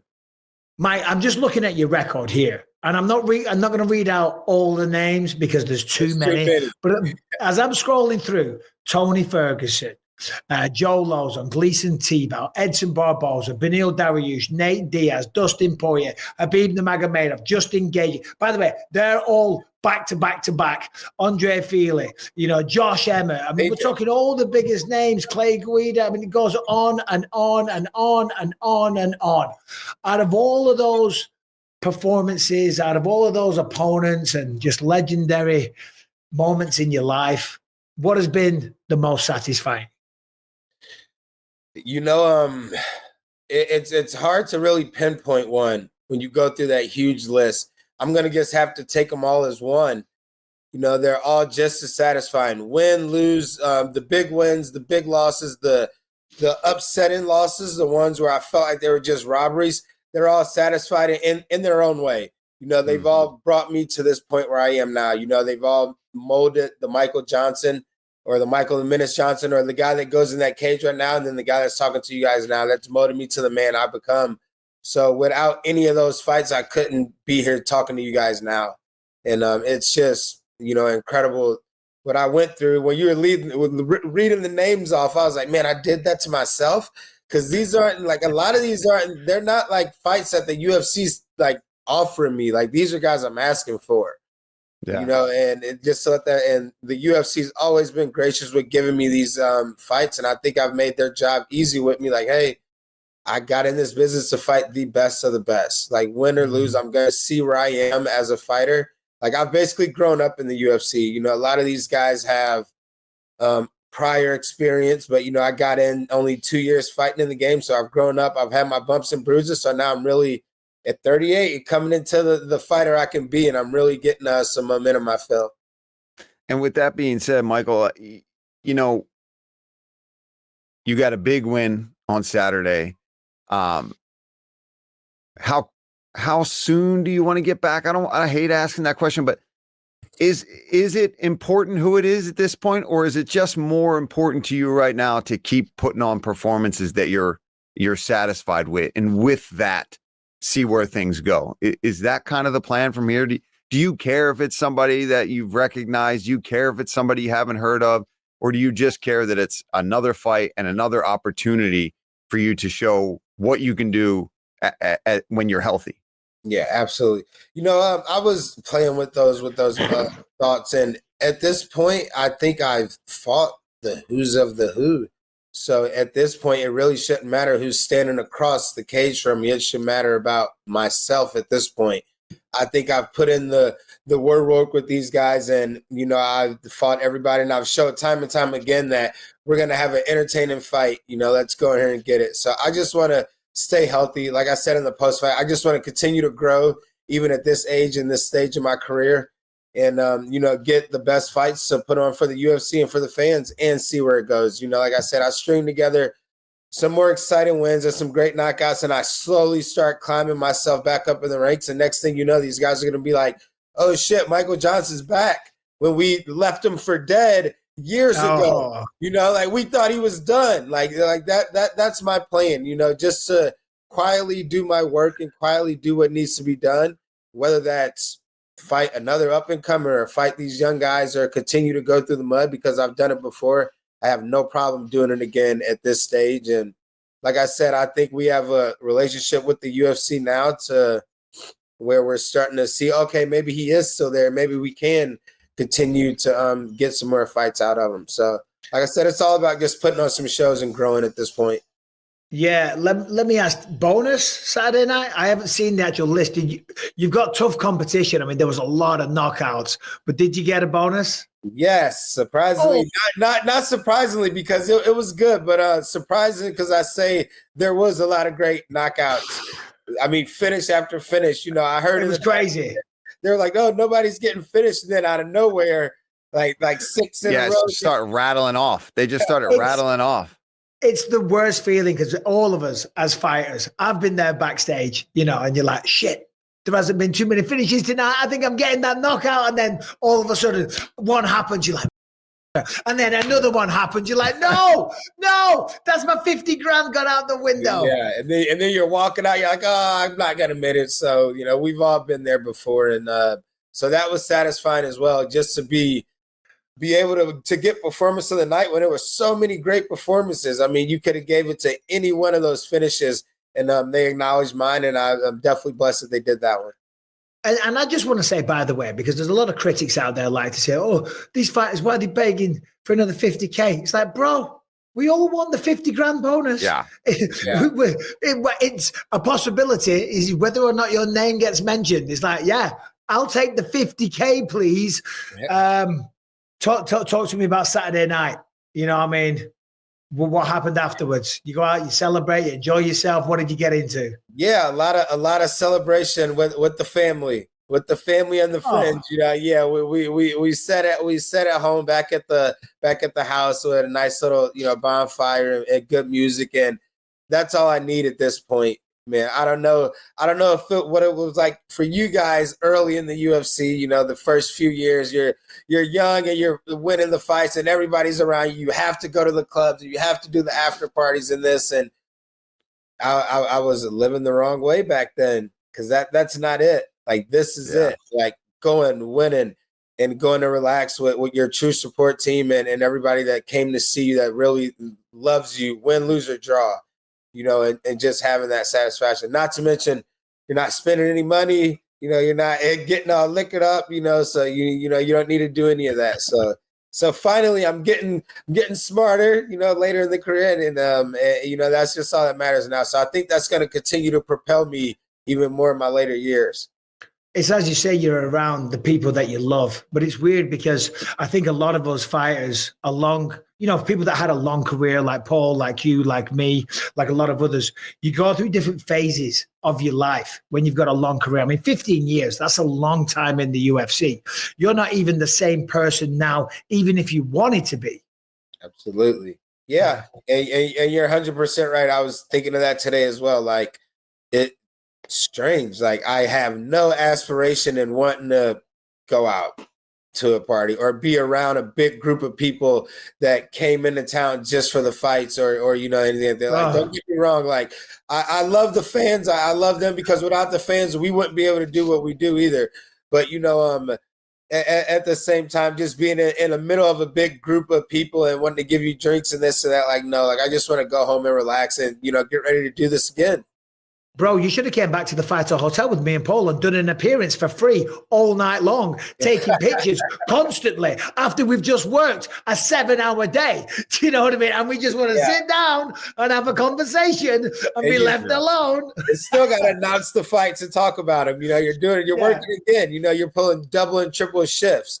So, and that's what a lot of people don't understand about it. So even though we do love it, it does take a toll on us, and you know, we need to kind of have like an even medium behind everything. We do. Listen, MJ, don't want to take up too much of your time. Thanks for jumping on. We had to celebrate that knockout. It was unbelievable. Can't wait to see you back in there. Big fan. Love your work. All the best. Merry Christmas.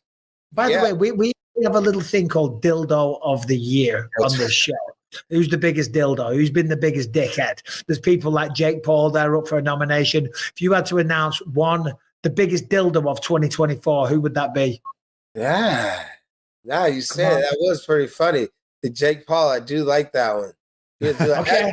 No, my dildo of the year is I just saw this Haney. Like, I'm sorry, like, don't get me wrong. Like, I know you lost. I know the guy cheated on a little steroids or whatever, but you file charges and go to court. And like, this is the whole thing. Like, I'm sorry, I don't see that. Like, what has happened to these fighters these days? Like, but on that, I was waiting to see if you wanted to jump in, Paul.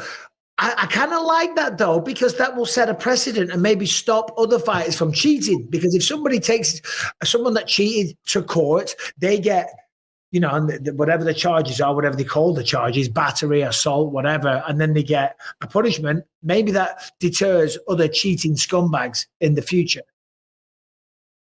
Paul, I mean, yeah, I agree with that. Or is he a little bitch?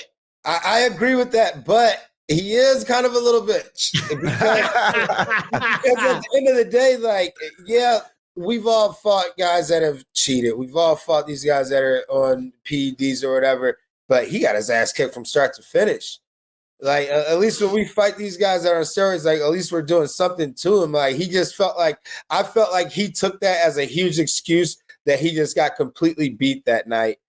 But I also agree where you're coming from, Bisping. It definitely should, you know, really take a toll on these guys to not be able to cheat. But testing's got to be stricter. I mean, I get tested once a month, it seems like. Yeah. All right. Well, I love it, though. Devin Haney, dildo of the year. You're the man, MJ. Enjoy the win. And I can't wait to see you back in there. All the best. All right. No problem. Thank you guys for having me on. Appreciate it. Thanks, MJ. See you soon, buddy. There he is. Devin Haney, dildo of the year. He's spoken. Who would be your guest your pick, your nomination, Paul? Come on. We're going to get one. Harrington and Brian, we need one from you. I'll let them go first. Harrington and Brian, are they there?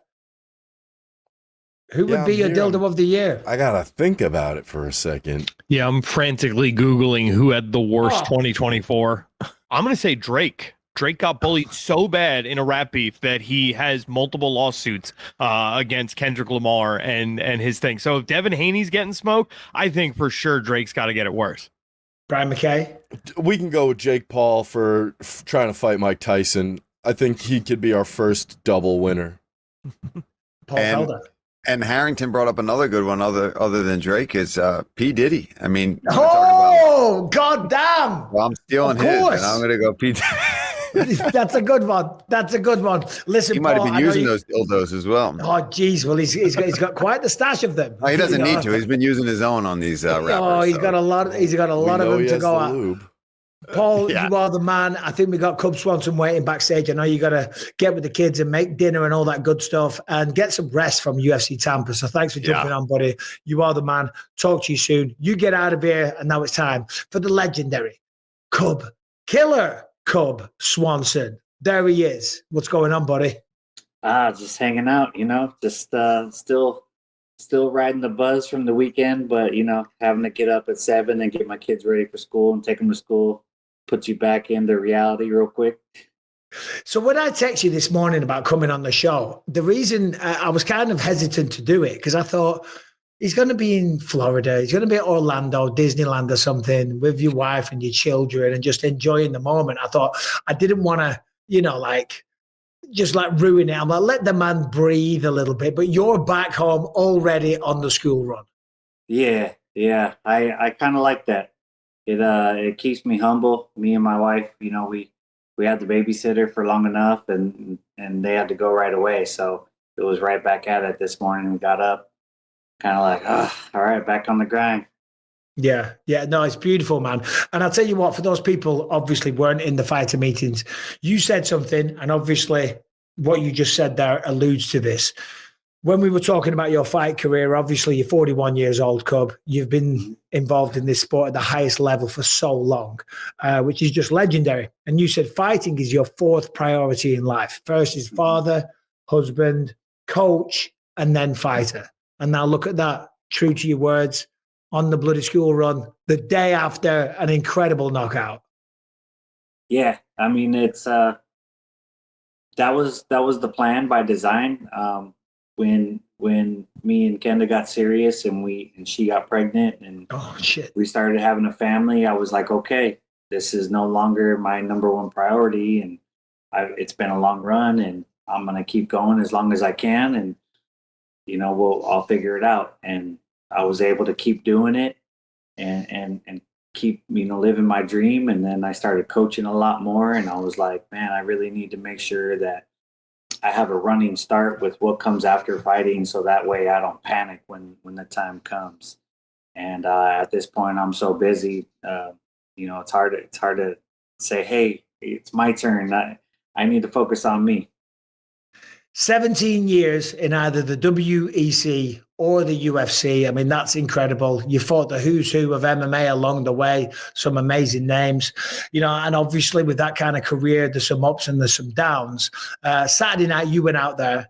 You looked as good as ever, fast, sharp, explosive, just like the Cub Swanson of old. I mean, just unbelievable excitement right from the get-go. Do you ever think about putting your hands up a little bit and defending yourself? No, it's overrated. I was just watching a video. I had sent it to a couple of my guys, and it was about the Russian style of boxing and how they stay loose. And it's about rhythm when you strike, and it's about efficiency. And if I had 16-ounce gloves and headgear, I keep my hands up because it's really easy to block. But MMA gloves, you don't block anything. I think you're really keeping your hands up to block kicks that come, but punches, it's better to move your head. Anytime that you're blocking, you're still absorbing, so you'd rather get out of the way. So that's what I focus on: get out of the way, and then just keep hitting. I mean, you bring up a very, very good point, to be fair, because with the small gloves on it is kind of hard to block. And even when you do block them, you still feel the impact, certainly with the head kicks and stuff like that at all. Give me your thoughts on the fight, because round one, you looked incredible. Round two, Billy Q came back. He rocked you with a knee that, obviously, we have a gym together. I've known you a long time. And I'm like, oh, shit, it's not looking too good. And then in the third round, you land that right hand. I mean, just unbelievable. Well, I appreciated your non-biased commentary, and I know you got to do your job. I know what it's like. I get a lot of shit for being biased, even though I try not to be. Yeah, but I mean, I thought I did well in the first round. I think in the second round, I started to do well, and then he picked it up, and that's kind of what he does. And you said that in the fight, that's what he does, and I saw that in the Damon Jackson fight as well. Is he likes to pick it up in the second and then take over and try to erase what happens in the first half of the fight. And that's worked out well for him over the years. And I knew that coming into this fight, and the whole thing was I was trying to do my conditioning to make sure, no, this guy's not doing that to me. I'm going to do it to him. And in the second round, late in the second round, going into the third, I was like, this dude really doing it to me? And I was able to kind of relax and get my wits back in the third and take back control. I think once I started peppering him with all those jabs, he kind of lost focus, and I was able to have a little bit of time to think, and then I set up that last combo. And what a combo it was. Unbelievable. Now, the question is that everyone's always asking you, Cub, is about retirement. We asked you on the microphone. We asked you in the fighter meetings. I'm sure your wife mentions it. Your coaches mention it. Everyone mentions it all the time. You're probably sick of people saying it. It's like, shut the hell up. Let me do my thing. But you're still going strong. You ain't retiring yet? No, well, the thing is I feel like I'm ready. I just don't want to make a statement and say this is what I'm doing and then go back on my word. I've been dragging my family along on this journey for so long, and I've realized as I've gotten older that it doesn't just take a toll on me; it takes a toll on everybody. It's a tough business, and I just want to make sure I'm ready, so that way, when I say I'm done, that there's no coming back. It's not like I'm coming back out of retirement. So I need time to sit and think and make sure that that's what I want and I'm ready for it. And but if you ask me right now, I'm very content and where I'm at, and I don't have the desire to get back in there at this moment.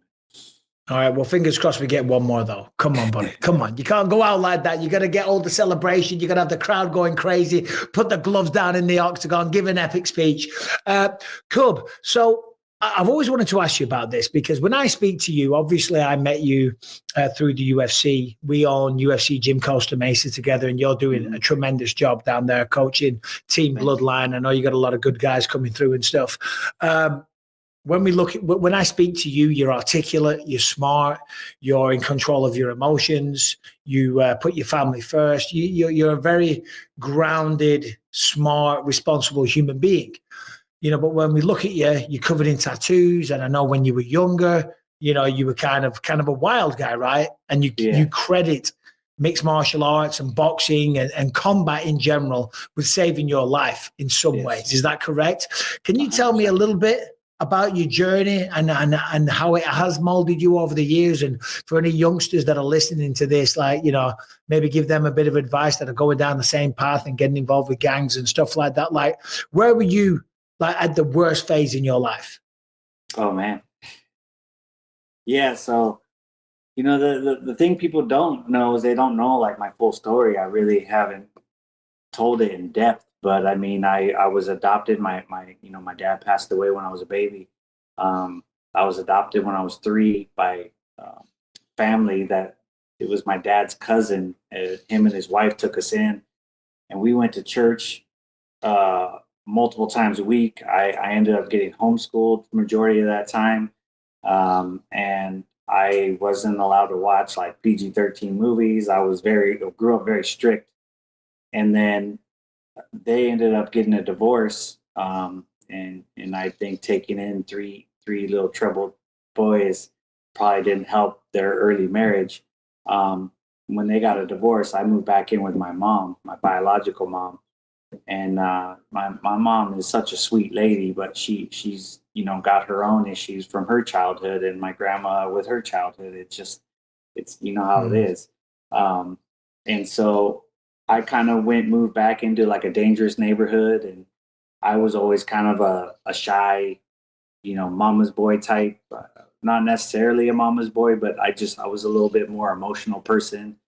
And I never really was comfortable with who I was as a person. So when I got to high school and I'm living in a more dangerous neighborhood, and I was in ROTC and I wanted to go to the military. I wanted to be in the Air Force, and they used to make you wear uniforms to school, and I realized that it was only the dorks doing that, and they would get picked on, and I'm like, I'm not getting picked on. No one's messing with me, and I kind of had to make a decision, and I started veering off over here with my oldest brother and my cousin, who were already hanging out with that crowd, and I started hanging out with that crowd, and I was at when you're 13 years old and angry at the world, you make a lot of dumb decisions. And I didn't have any father figure at that point in my life that was telling me not to do something.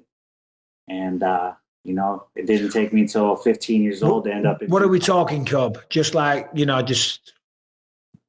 kind of? Just Just going to parties, ditching school, getting into fights all the time, and really it was the stuff around, people gangbanging around me. I wasn't carrying a gun, but there was a lot of people around me doing it, drugs, wild stuff. So I was in that crowd. And when I went to juvenile hall, I ended up going for a year. And the kid that I had gotten in trouble with breaking into an RV, he blamed the whole thing on me, and he got out on probation, and I ended up getting a year. And so I had a long time to think about all my mistakes. I was always a smart kid. And I started changing how I did things and taking responsibility. I think the biggest thing I ever did in my life was my mom wanted to get me a lawyer, and she was pretty poor and didn't have any money. And I was like, you're taking food off my family's plate. Like what kind of a prick am I? So yeah, I told her I'd ride with my public defender. She was pretty pissed about that, and I ended up getting a year because I didn't have a lawyer. And so, but that was like my first time taking responsibility for my actions, and it kind of made me who I am. Yeah. I mean, and it's made you an incredible person, Cub. Oh, crap. Hold on. I need to get a new cable for my camera. It just keeps disconnecting itself every 5 minutes. So sorry about that. Yeah, it is amazing, Cub, because myself, like fighting kind of saved my life because I was going down the wrong path. I was always getting arrested and into fights and shit like that. And there's so many people that have a similar story. So, I just wanted to ask you about that. I've read your book. I enjoyed it. It was pretty good, and it made me respect you even more, for sure. Oh, there you go. Come on, Cub. Let's go. I mean, is it Killer Cub? It's still Killer Cub, or did you change your nickname recently? No, it's still Killer Cub, and to me that it really paints a picture because when I was going through all that stuff in my life, DMX had came out right around that time, and hearing him for the first time of him, like his songs were like struggling with his good and bad side, and he had his demons, and he was always wanting to do the right thing, but he would I really resonated with that, and I felt like that's really where Killer Cub came from, was me trying to not lose track of who I was as a human, but I was dealing with these hard things, and it made me a monster when I needed to be, but still be the Cub of every day. And that's kind of has been me throughout my career. Like, I'm always Cub, just having a good time. But if you mess with me, you bring out the killer, and I'll show up.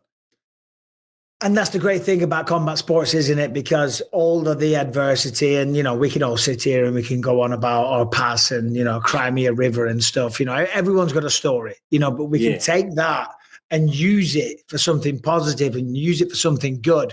And then, as you say, harness it in the right way. The next minute you're knocking out Billy Quarantillo at UFC Tampa. Come on. That's right. Cub. That's what it's all about. Yeah. No, it is 17 years at the highest level. What's that? What is one of the most memorable moments for you? I mean, there's so many. Obviously, the Doo Ho Choi fight is one of the greatest nights of my life. I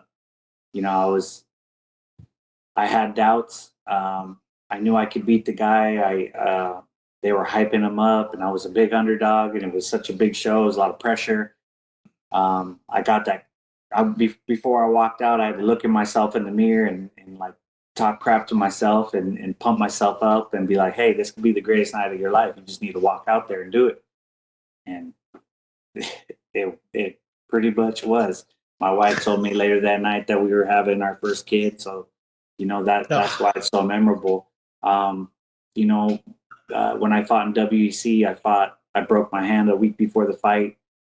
I found out that it was broken. I decided to fight anyways. I broke my other hand in the second round. I still won the fight. Fights like that kind of showed me how tough and gritty I was. yeah, there's so many moments that I could pick out that things that I'm thankful for. And yeah, they just made me see how strong of a human I am, and that's what I'm proud of. And rightly so. You should be. Now, you had a war with Billy Q, but I saw you and your wife on Instagram afterwards. You were looking smooth, brother. You had the glasses on. You got the mustache. You got the hat on. You looked like you were doing a photo shoot for GQ. You haven't got a mark on your face. What's going on? A little cut. Yeah, it was kind of funny because we were getting ready together. It was actually really nice because I've been doing this thing for so long, and then me and my wife, there's the picture there. Scroll through, Brian, to the end. There's a couple of good ones there. Look at these. I mean, James Bond or what? Look at that. I mean, talk about pimping. Let's go. This is the first time that she was like so heavily involved in me getting ready for the fight, because she's always let me do my thing, and I've always done things my way. And she came in at the very end of my weight cut and helped me through the last couple pounds. And then we were hanging out together before the fight because I didn't have to check in till 9 p.m., which is so late. So we were in the room getting ready, and my photographer that is always around, we were like, hey, can you come up and shoot us? Because we have the arena right out our window. This is like too perfect. Some shots of us getting ready. And then it turned into like a little mini photo shoot. And I was like, man, after I kick some ass, I'm going to post these photos. So it all worked out. That's brilliant. Because these days, in this day and age, everything's all content and everyone's got a cameraman and everyone's got this, that, and the other. I didn't do any of that shit throughout my career. I've got hardly any pictures. So good for you for getting that, for remembering the moment, treasuring it, and all the rest of it. Cub, I just wanted to have you on here. We had to celebrate that win. I do believe there's a world-class facility called UFC Gym Costa Mesa. It's on 2860 Harbor Boulevard, Costa Mesa, I believe. Yeah, sounds about right. And we just started this Alta program. So I am taking the rest of this week off. I might start later this week, but I'm going to be jumping in. I'm going to be the head coach, and we're going to be coaching all these fighters that these people that have never fought before or done anything. We're going to coach them for 3 months, and we're going to go against Huntington Beach UFC gym, and we're going to totally wipe them out. And because I'm going to be coaching them myself, and we're going to get these guys ready. We're going to get them in a fight. And then I got all the bloodline guys coming up. So I'm going to be busy for sure. So here's how I know you're a good person, Cub, because you've never once given me shit. I'll peel the curtain back. So I was just in Tampa. I was where was I? Somewhere, Macau, China, then it was New York. I'm on the road all the bloody time. I'm hardly ever home. We're partners in a gym. I haven't been there very much. Cub is in there every single day, coaching the young up-and-comers and speaking to everyone and just having a presence in the gym. I'm never there, and you've never once said, Bisping, you prick. Get your shit together. Get in the gym. I'm coming there soon. Cub, you are the man. Enjoy this moment. I hope from a fan perspective, we get to see you back in there pretty soon. But if that was the last time, what a way to go out. Congratulations. Thank you. I appreciate it. Thanks for having me on. And yeah, whenever you want to come by, I won't give you shit. And, come on. Yeah. Hey, the guys would love to hear from you for sure. Because like I said, I will come by. Well, I had 3 neck surgeries, so I couldn't do shit anyway. But now I'm starting to get a little bit better. So give me another few. Year. In the new year, I'll be in. Okay. I'm glad. New year, better, for sure. New me, new Cub. Let's go. Take it easy, buddy. Congrats again. See you. There he is. Harrington and Brian, jump on real quick and we'll wrap this bad boy up. Cub Swanson's just the nicest guy ever. Dude, he's the man. He go on. He hopped on for a second with us, when he was in the backstage there, and it was like, a guy who's a veteran of the sport like he is, you don't think you'd see like that, like almost childlike wonderment of like, yeah, man, got the job done on Saturday. That was pretty sweet. That was a really good feeling. Yeah, I think he had he didn't want to go into too much detail because obviously he's a father and stuff, but he came from the wrong side of town and all the rest of it. And now you see him as this very composed, as I said before, articulate, smart, emotional, controlled person. It's unbelievable, you know, and a great coach and a great business partner to have. And I'm a shit business partner to have. I haven't been in there for ages, but I'm going to be in there soon. Dildo of the year, you had Mike Tyson. You had who? Brian Harrington? I had Drake. Not Mike Tyson, Jake Paul. Jake Paul. Listen, guys, in the comment section, if you have a nomination for Dildo of the Year, we're going to tally up the votes and we're going to award it next week. It's a big deal. It's a bit of a laugh, and we enjoy a good laugh. Award. It's very prestigious. Never mind the fact that I won the Fighters Only Analyst of the Year award many, many years in a row. You know, this is the one. This is the one that counts. This is the one that counts. If you haven't subscribed yet, then what are you waiting for? Subscribe, ring the bell, leave a comment, all that good stuff. Do we have any questions, Brian? We didn't get any video questions for the show, but we did get a bunch of messages of support for Anthony, and I forwarded them all to him. So just know that he's got your messages. Yeah, also, just a cool thing, a lot of people tagged this because it went viral over the weekend. Anthony, during his walkout, like stopped with a little kid, gave him his hat. It was a very cool moment and something I was really happy to get tagged in a lot over the weekend. Yeah, no, I saw that as well. And it was a beautiful moment from a great person. And Anthony, hopefully, will be back on the show real soon. All right, everyone, thanks for watching. Thanks for tuning in. Big thanks to all the guests. Subscribe, ring the bell, all that good shit. See you soon.